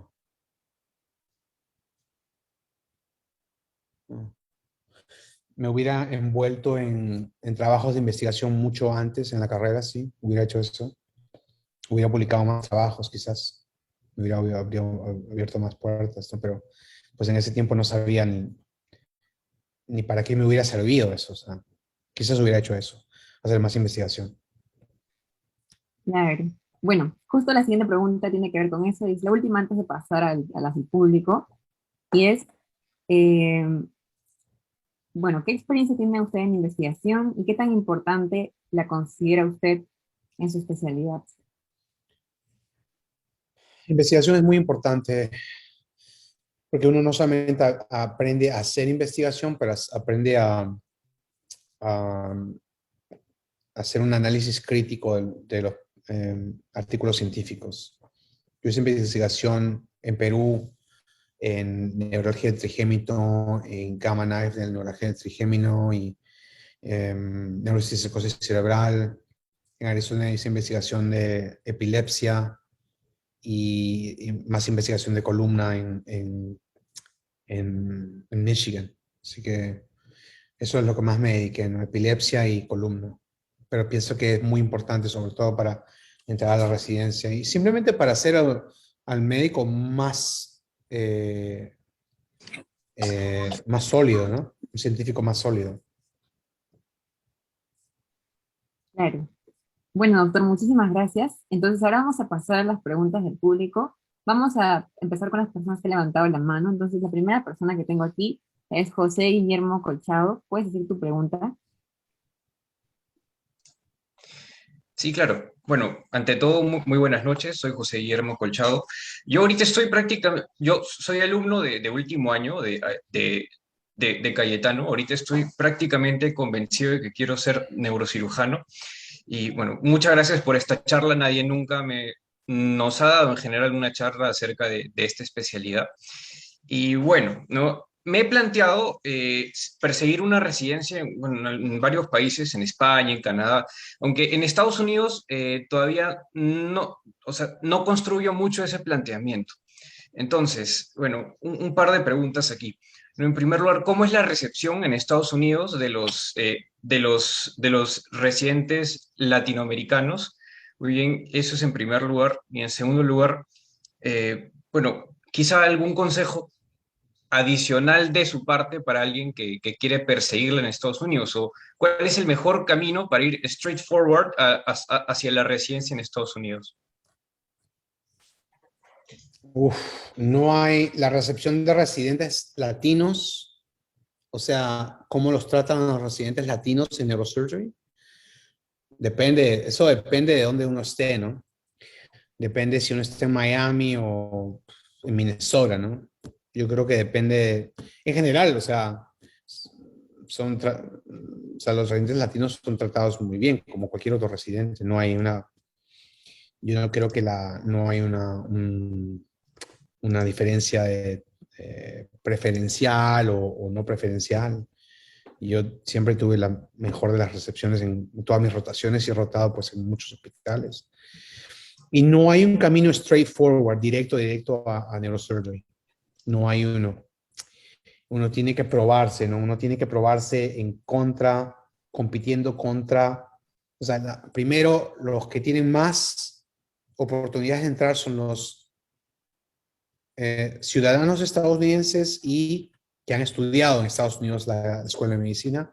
Luego, los ciudadanos estadounidenses que han estudiado medicina fuera de Estados Unidos, en el Caribe, en esos lugares. Luego, los extranjeros que han estudiado en Estados Unidos, la escuela de medicina. Y al final, los extranjeros que han estudiado fuera de Estados Unidos. Claro, uno tiene que probarse contra todos ellos, ¿no? Pero hay caminos distintos. No estoy seguro si hay un camino solo. No lo sé. Pues Creo que ante te he todo, respuesto la pregunta. muchísimas gracias, ¿eh? Muchísimas gracias. Ayuda bastante a orientar. Sí, sí, la idea es que quiero que aprendan y es bueno que tener esta discusión informal porque yo no tuve este lujo, ¿no? De sentarme con alguien que me cuente cómo es la verdad, ¿no? O sea, porque la verdad que todos ustedes entren a neurocirugía, que ninguno de ustedes entre a neurocirugía, pues no me beneficia para nada, ¿no? Me beneficiaría que alguno de ustedes aprenda de esta charla y se lleve a casa algo bueno, ¿no? Pero uno tiene que preguntarse bien por qué, ¿no? ¿Por qué quiere hacer neurocirugía? Neurocirugía es algo muy bonito, eh, pero o sea, no, hay dos estilos de practicar neurocirugía académica y neurocirugía privada. Yo ya hice mi labor académica muchos años y ahora hago práctica privada, pero sigo enseñando. Es una labor ardua en la que uno se envuelve mucho con el paciente, ¿no? Uno establece una relación médico-paciente muy fuerte, muy fuerte. El paciente confía 100% en el cirujano y a veces no confía en el cirujano. O sea, uno tiene que ganarse la confianza del paciente. Y eso eso uno no lo hace con buenas notas, ¿me entiendes? O con artículos de publicación, de research. Eso lo hace estableciendo un rapport con el paciente. Así que, pero si quieren alguna guía más personal, me escriben al WhatsApp y me van a disculpar que a veces me demoro en responder, por favor. Muchísimas gracias, doctor. Ante todo, buenas noches. Gracias. Ahora vamos a pasar con la siguiente persona, es Miss Pacheco. ¿Puedes dar tu pregunta? Claro, muchas gracias. Buenas noches, doctor. Eh, una de mis preguntas ya le hicieron, que era que hubiera hecho de nuevo, sí, o que hubiera cambiado, pero otra que tengo también es, ¿cuáles son sus miras ahora al futuro, ya siendo un attending y trabajando ya en la práctica privada? ¿Cuáles serían o consideraría usted que son sus siguientes pasos para seguir creciendo en su carrera? Bueno, yo ya hice lo que tenía que hacer, ¿no? Ya fui chief resident y fui assistant professor en Michigan, que es una entidad muy prestigiosa, y fui director del Residency Rotation. Pero yo pienso que en este momento número uno, el ser humano tiene que buscar la felicidad, ¿no? Porque uno tiene que ser contento con lo que uno hace, ¿no? Por eso estoy en Florida, para estar más cerca de mi patria. Y hace poco fui nombrado profesor visitante de la universidad en la calidad de neurocirujano. Así que quiero devolverle a Cayetano lo mejor que he aprendido. Y quiero hacer si es posible, ¿no? No que si es posible, que sí es posible, o sea, que el recintado neuroquirúrgico de Cayetano, el mejor recintado de neurocirugía en el Perú, sin duda alguna. Y eso es lo que se va a hacer. Esa es la tarea que me ha dado la universidad con este nombramiento, y me ha dado el doctor Álava, que es el jefe de servicio, pues con su recepción tan amable. Es lo que me gustaría hacer. Y la comunidad que les compartí a ustedes en el grupo de WhatsApp y eso, es algo que quisiera hacer crecer más, porque en este momento, pues, aprender neurocirugía, bueno, cuando yo empecé, ¿no? Uno tenía que tocar la puerta y pedir permiso, no puedo entrar a la sala, puedo ver, puedo, eh, puedo ayudarle a publicar un trabajo. Yo quiero que, en vez de que sea una diferencia abismal, ¿no? Que era en el año cuando yo era interno, ¿no? Que sea algo más nivelado, ¿no? De manera que el conocimiento se traslade directamente, ¿no? Un paso horizontal, ¿no? Para que no sea tan difícil aprender neurocirugía ni aprender de la gente que está en Estados Unidos o en otros lugares que hablen español. De manera que este grupo es para todos los latinos que hagan neurocirugía y que todos estemos en la misma comunidad. Y me gustaría mucho que ustedes, si están interesados, me ayuden en no solamente hacer congresos virtuales o publicar trabajos, de manera que si ustedes quieren aprender neurocirugía, pues aprendan de los cirujanos que están en el grupo, que son de los cirujanos de Argentina, Chile, Brasil, España, en un montón de lugares. Así que esas son las dos cosas que me gustaría hacer. Yo creo que es lo justo. Eh, Tengo que devolverle a mi patria lo que me ha dado. Ok, muchas gracias. Muchas gracias, Nils. Bueno, ahora tenemos algunas preguntas por el chat. La primera pregunta es si tiene alguna recomendación para el Step 1 con respecto a la preparación para el mismo. Step One, pues yo me preparé en el Step One cuando estaba de externo en el año 2000, no, wow. 1999 o 2000, hace 22 años casi. No puedo creerlo. En ese tiempo era algo totalmente distinto, ¿no? Porque había un QBank y había otro QBank y nada más. Ahora creo que hay 15 QBanks, ¿no? Yo lo que hacía era esto, ¿no? Si tenía un material X para mi examen y eran, no sé, 10 libros, 2 QBanks y un curso de X. Estudiaba todo eso en 2 meses, pero todos los días hacía QBank, hacía, no sé, 25 a 50 preguntas al día, ¿no? Todas las preguntas que yo sabía, me iba a olvidar la respuesta, o sea, ya la sabía. Pero todas las preguntas que yo fallaba, nunca me las iba a olvidar. Eso es lo más importante que tiene que aprender. Cada pregunta que uno falla en el QBank, nunca se va a olvidar la respuesta, porque uno nunca se va a olvidar la respuesta que ha fallado, ¿no? Y si uno cubre todo el material en 2 meses, luego puede cubrir todo el material en 1 mes, luego puede cubrir todo el material en 3 semanas, luego en 2 semanas, luego en 1 semana, luego en 5 días, de manera que pueda revisar todo el material muchas veces, no solamente una vez antes del examen. Entonces se entendió, o sea, la redundancia es muy importante y también saber cómo tomar el examen, porque el examen no solamente es el test de conocimiento, pero es el test de saber cómo uno sabe tomar un examen de multiple choice. O sea, el examen de multiple choice es un examen relativamente fácil porque es un examen de descarte. Si uno lo sabe tomar bien y sabe cuál es la pregunta, uno lo puede resolver muy fácil, pero uno tiene que saber qué le está preguntando a uno la pregunta en el examen. Y el Step 1 siempre preguntan lo mismo, pero de distinta manera. Por ejemplo, siempre van a preguntar ciclo de Krebs, ATP, van a preguntar Behavioral Sciences, van a preguntar un poco de neuroanatomía de la médula espinal, Brown-Séquard, Wallenberg Syndrome. Todos siempre lo preguntan en Step 1.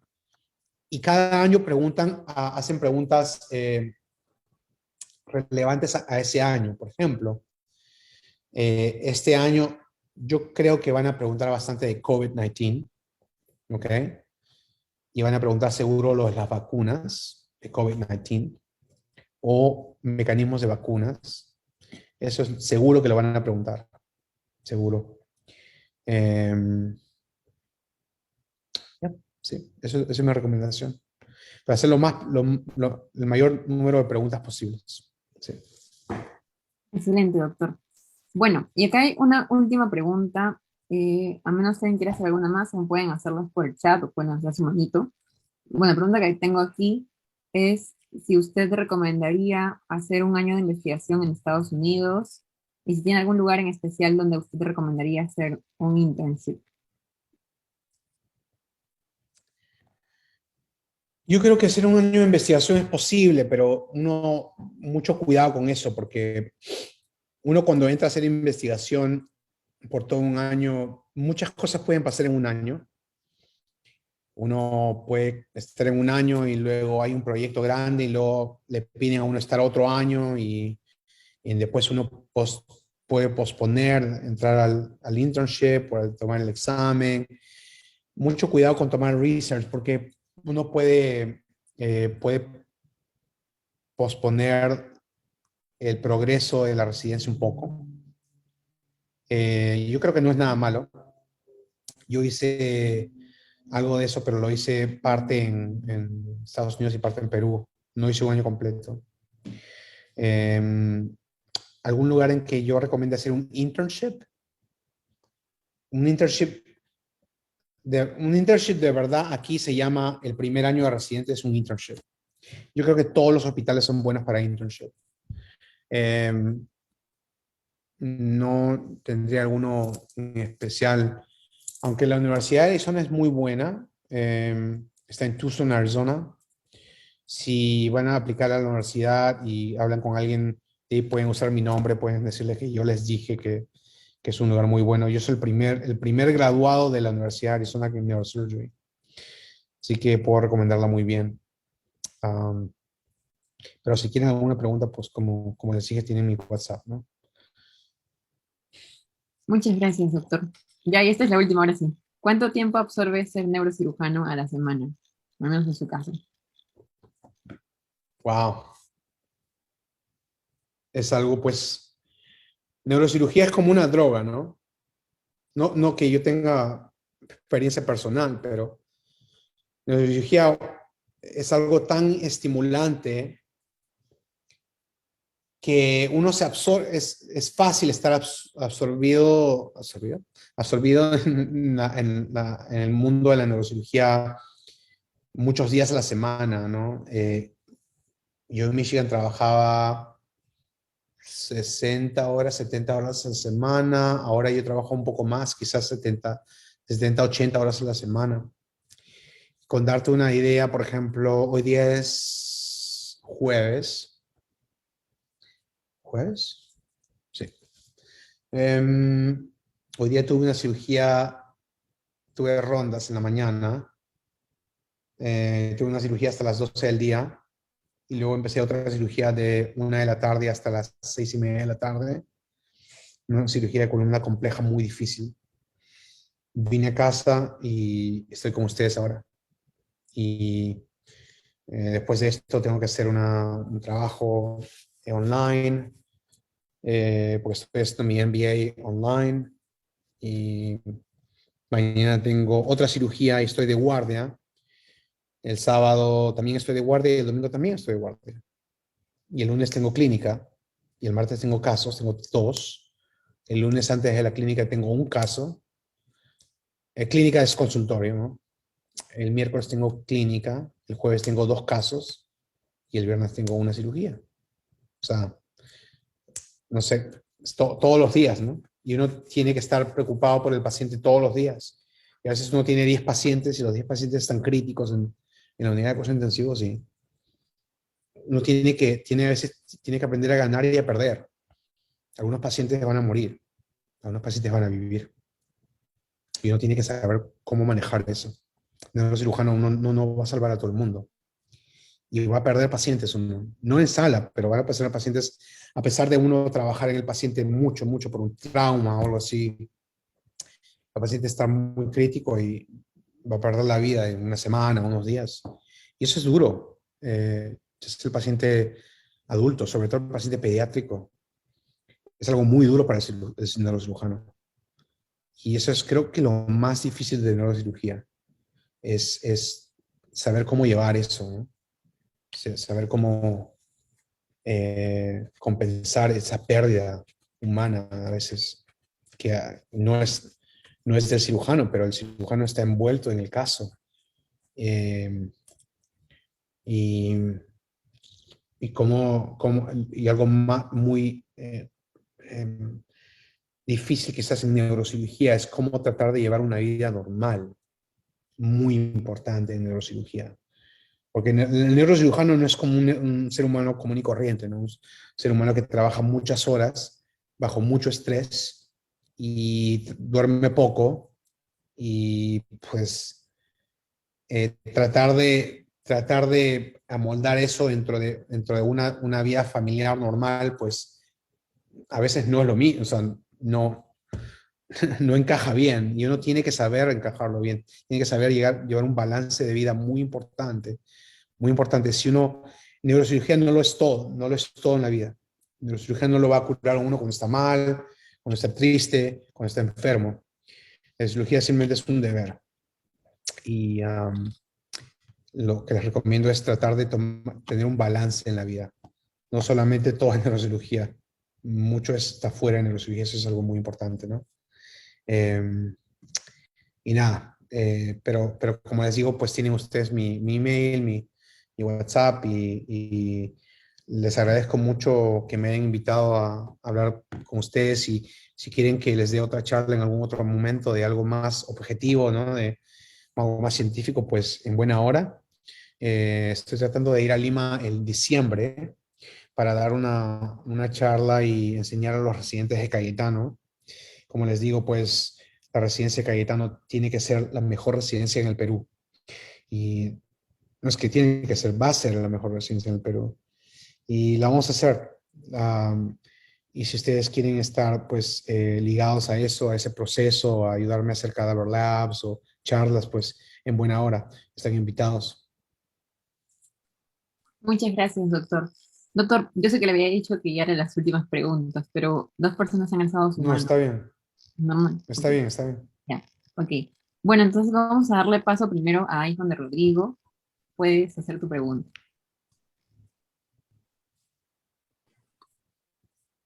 Buenas noches, doctor. Ante todo, muchísimas gracias por su charla. Ha estado extremadamente interesante. Mi nombre es Rodrigo Calmet, soy interno de medicina este año.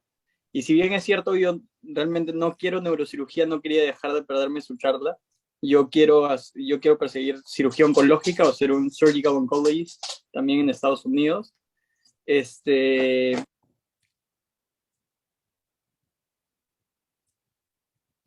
Rodrigo, tu micrófono se apagó. Perdón. Bueno, estaba diciendo que una de las partes de las que más me gustó de su charla y que rescato realmente es el cariño y el aprecio que tiene por el país y por la facultad, ¿no? Entonces, algo que yo quería preguntarle de repente es un poco personal. Siempre, al menos en todos los cirujanos peruanos que yo ubico que están en Estados Unidos, si no me equivoco, de repente ninguno ha llegado a regresar para ejercer la especialidad en el Perú. ¿Eso es una utopía? ¿Cómo usted ve eso desde su perspectiva personal? Porque yo creo, o sea, tal vez estoy pensando muy a futuro, ¿no? Y me estresa un poco eso, pero me gustaría saber qué opina usted acerca del tema, de repente la limitación de recursos en nuestro país versus lo que usted está acostumbrado a utilizar allá en sus cirugías. Y un poco cuál es su perspectiva acerca de eso. ¿Es una realidad muy utópica o sí es y sí podría ser en algún momento tal vez plausible? Y bueno, muchas gracias, doctor, como le digo. Excelente, excelente ponencia. Muy bonita. Gracias. Gracias. No, sí hay cirujanos que han regresado a practicar del todo a Perú. Yo conozco al doctor Tola, Juan Tola, que él fue cirujano general y oncológico En el Mount en Sinai. Estados Unidos. Sí, y él trabaja en Lima, al menos trabajaba en Lima hace muchos años. Del todo, trabajaba al 100% en Lima. Y otro cirujano que regresó al Perú del todo fue el doctor también Paino, Javier Paino, neurocirujano. Él hizo neurocirugía en New York, en residencia, y regresó al Perú a trabajar 100% Perú. Y sí, yo creo que es algo pues que depende de cada uno. Yo creo que sí hay dificultades, pero también hay oportunidades de crear algo grande en nuestro país. En nuestro Perú, pues, está atravesando momentos que son sacados una película de terror, ¿no? Es como una pesadilla de la que uno parece que uno nunca va a despertar. Viendo lo que uno estudia, el empeño que uno le pone al estudio y la investigación al aspecto académico en Cayetano, viendo lo que está pasando en nuestro país, pues no solamente da desesperación, pero da pena. Y espero que se solucione, ¿no? Yo creo que esa decisión depende de la coyuntura gubernamental, depende de lo que esté pasando en nuestro país. Tantas cosas tienen que cambiar en nuestro país y en el gobierno para que mejoren las cosas pues, no sé, yo como cirujano, eh, yo veo lo que pasa y me digo a mí mismo, ¿no? Si es como que veo un enfermo crítico, ¿no? Un enfermo en sala de cuidados intensivos, ¿no? No le puede dar, uno no le puede dar aspirina a un enfermo así, ¿no? No tiene que ser terapia agresiva, ¿no? Tiene que haber cambios muy agresivos en nuestro país para que algo mejore. Y espero que eso pase, ¿no? Yo creo que hacer labor, regresar al Perú full time, sería algo muy bonito que, claro, me gustaría hacerlo en su momento, eh, pero tendría que pensar en el por qué, ¿no? ¿Por qué lo quisiera hacer? ¿Y para qué? El por qué es porque, pues, hacer el país un lugar mejor, ¿no? En la parte neuroquirúrgica, pero los recursos tienen que estar disponibles. Y neurocirugía, pues, es algo muy dependiente de instrumental. Así que, nada, yo recomendaría que es algo pensarlo, no recomendaría que es algo malo para nada. Espero que, espero que haya respuesto a tu pregunta, Rodrigo. Sí, sí, sí, doctor. Más bien, muchísimas gracias y un gusto conocerlo. Gracias, Rodrigo. Gracias, doctor, por su respuesta. Muy interesante, justo lo que estaba mencionando. Bueno, sigue Piero Rosas. Gracias, Marta. ¿Qué tal, doctor Valdivia? Buenas noches desde Lima. Ya debe ser tarde también allá en Miami. Bueno, yo tenía dos preguntas, no sé si me permite usted hacérselas. Bueno, Sí. la primera era si en algún momento de todo lo que nos ha contado, en verdad ha sido una gran ponencia, era si en algún momento, como usted decía, sentía que le entrabas, en algún momento usted creyó que no podía lograr sus sueños, o sea, todo lo que ha logrado. Um, uf, um, sí, sobre todo cuando estaba estudiante de medicina, o sea, me tuve tantas instancias en las que yo pues compartí mis, mis planes, ¿no? Con mis compañeros, no sobre todo con mis compañeros de clase, pero con mis internos, cuando yo era externo, con los residentes o con los que estaban de rangos superiores a mí.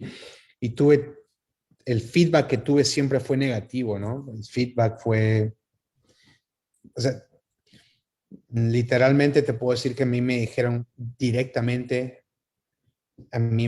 que nunca lo intente, y me dijeron que si lo lograra, que nunca regresara al Perú.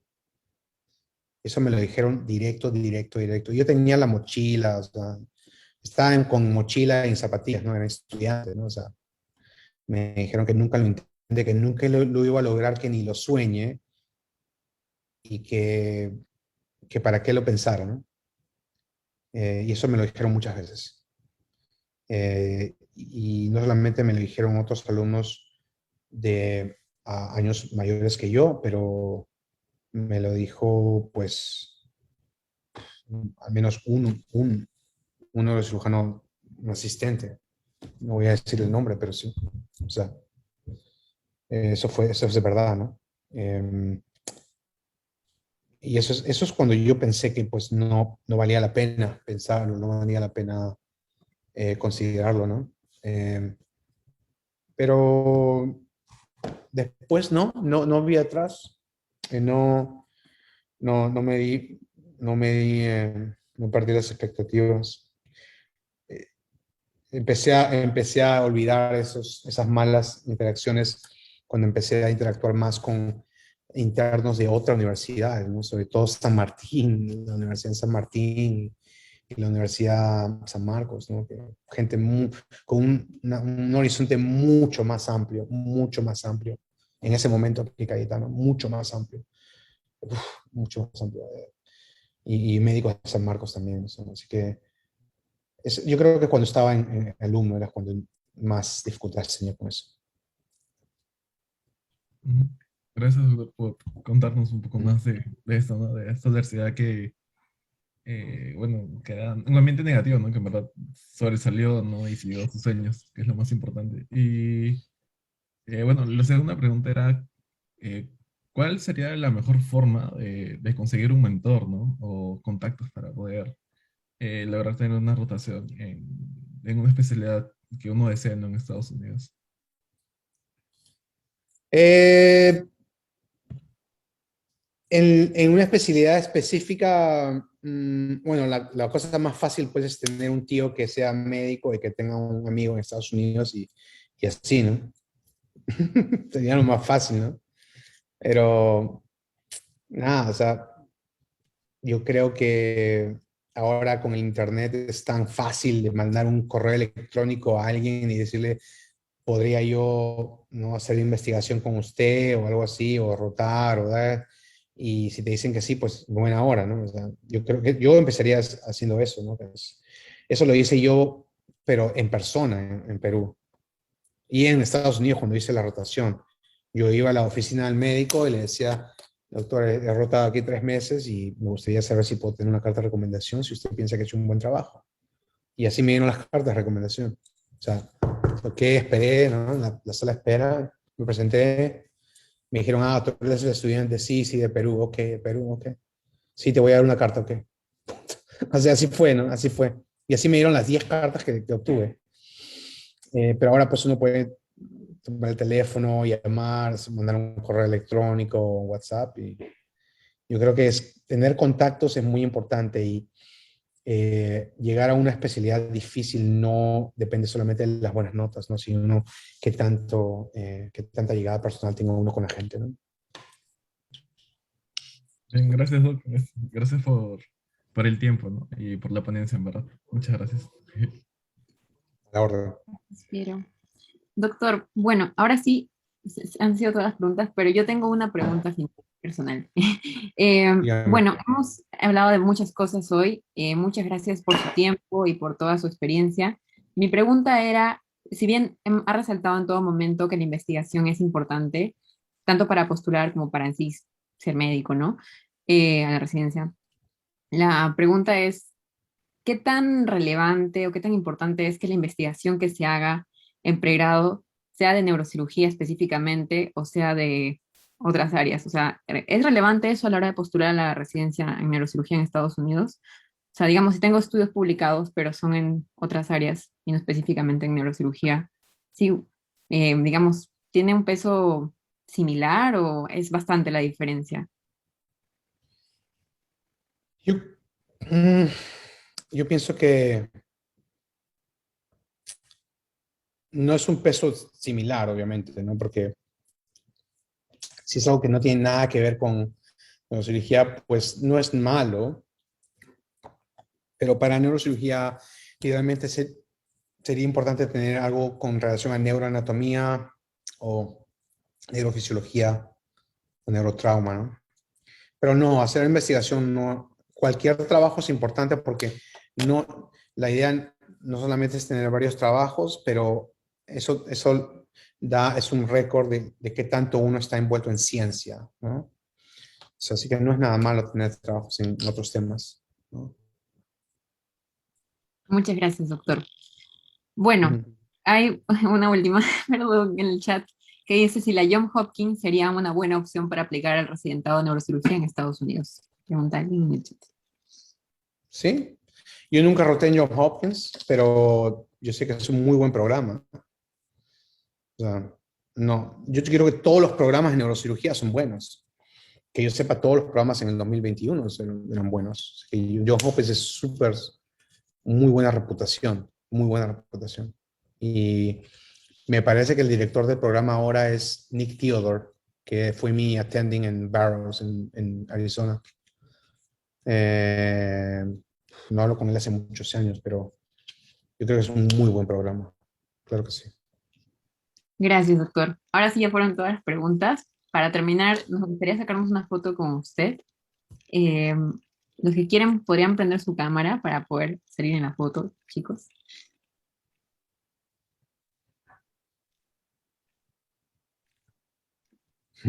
Bueno, vamos a esperar un minutito ya, doctor, para ver quién es más animón. Ujú.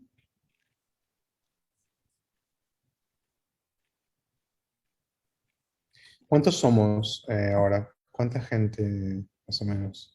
Somos 30. Éramos 30. 40 hasta hace unos 3 minutos, doctor. Sí. Wow. Ahora estoy viendo estoy viendo toda la, sí. Y todos son de facultad de medicina. Sí, doctor. Yo creo que sí, doctor. Y díganme, en el curso de anatomía todavía hay todavía hay la costumbre de la fiesta de anatomía. La cancelaron, nosotros somos la promoción de internos y creo que la cancelaron unos 2 o 3 años. No, cuando éramos cachimbos todavía había. Entonces, un par de años antes de que nosotros pasemos por anatomía. Creo que hubo un roche, gente se subió al techo del anfiteatro, una cosa así. Y luego la cancelaron. Porque creo que la hacían en el anfiteatro. Sí, sí.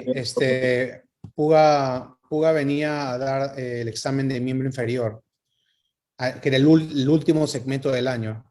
Y básicamente todas las promociones le decía, doctor, mejor en vez de hacer el examen vamos a hacer la fiesta de anatomía, pues. Y le daban cerveza en un termo al doctor Puga, en el anfiteatro, con los muertos, ¿no? La cerveza en el termo, ¿no? Y el doctor Puga siempre decía, está bien, se tomaba la cerveza y decía, ok, no vamos a hacer miembro inferior, no vamos a tomar examen, todos tienen 20, van a la fiesta y hacemos la fiesta. Así es, la tradición es esa, ¿no? Me parece, pues, bueno, si no hay eso, pues, qué pena, pero igual, deberían retomar eso, ¿no? Pero muchas gracias a ustedes. Qué chévere que estamos. Si puedes, me mandas la foto, Marta. Sí, justo la voy a sacar ahorita. A ver si pueden sonreír todos así ahorita. Voy a 3, 2, 1, a ver. 3, 2, 1. Ya saqué varias, por si acaso. Listo, doctor. Yo se las envío, no se preocupe. Qué bueno. Muchas Y manténgame al tanto por WhatsApp, por favor. Quiero mantenerme en contacto con ustedes para si necesiten alguna guía y hacer trabajos de investigación o si quieren estar envueltos en elaborar charlas virtuales o envolverse en el grupo de USA Latin American Neurosurgical Community. Ustedes están invitados, es gratis, no tienen que pagar nada. La idea es despertar el interés en discusión de temas neurocientíficos en Latinoamérica. Y para diciembre sí estoy yendo a darle charlas a los residentes de Cayetano. Me gustaría que ustedes puedan acceder a estas charlas y entrar y aprender. Así que, Marta, si puedes, me mandas un WhatsApp para tener tu contacto o estar en contacto con ustedes. Y muchas gracias a ustedes. Les deseo lo mejor y por favor aprendan siempre, siempre qué significa ser médico para ustedes, porque eso es lo más importante, es el primer paso de hacer cualquier especialidad, cualquiera la que sea. Eh, otro punto muy importante que es difícil, yo creo que es difícil tomar en cuenta a la edad de ustedes, ¿no? Que no es que ustedes sean súper más jóvenes que yo, pero muy importante, escuchen a sus padres, muy importante hacer eso. A veces uno no escucha a los padres, ¿no? Y mientras uno más crece, uno más se da cuenta cuánto me hubiera gustado escuchar a mis padres o a mi madre, ¿no? Cuando yo tenía su edad, ¿no? Por ejemplo, ¿no? Muy importante, no, muy importante. Siempre escuchen a sus padres porque nadie tiene el mejor interés para ustedes al 100% del tiempo que sus padres. Y si los tienen, pues es un lujo, nada más. Muchísimas gracias por sus palabras, doctor. Bueno, ahora sí con eso hemos terminado. Muchas gracias a todos por haber estado aquí hoy día. Y nuevamente, doctor, muchísimas gracias a usted. Esperamos contar con usted para próximas ponencias, como usted mismo ha dicho, y ya estamos en contacto. Perfecto, aquí estoy poniendo mi WhatsApp si necesitan algo y suerte. Espero verlos pronto. Gracias. Y el Perú. Gracias. Hasta luego, doctor. Gracias. Hasta luego. Hasta luego, doctor, un gusto. Gracias.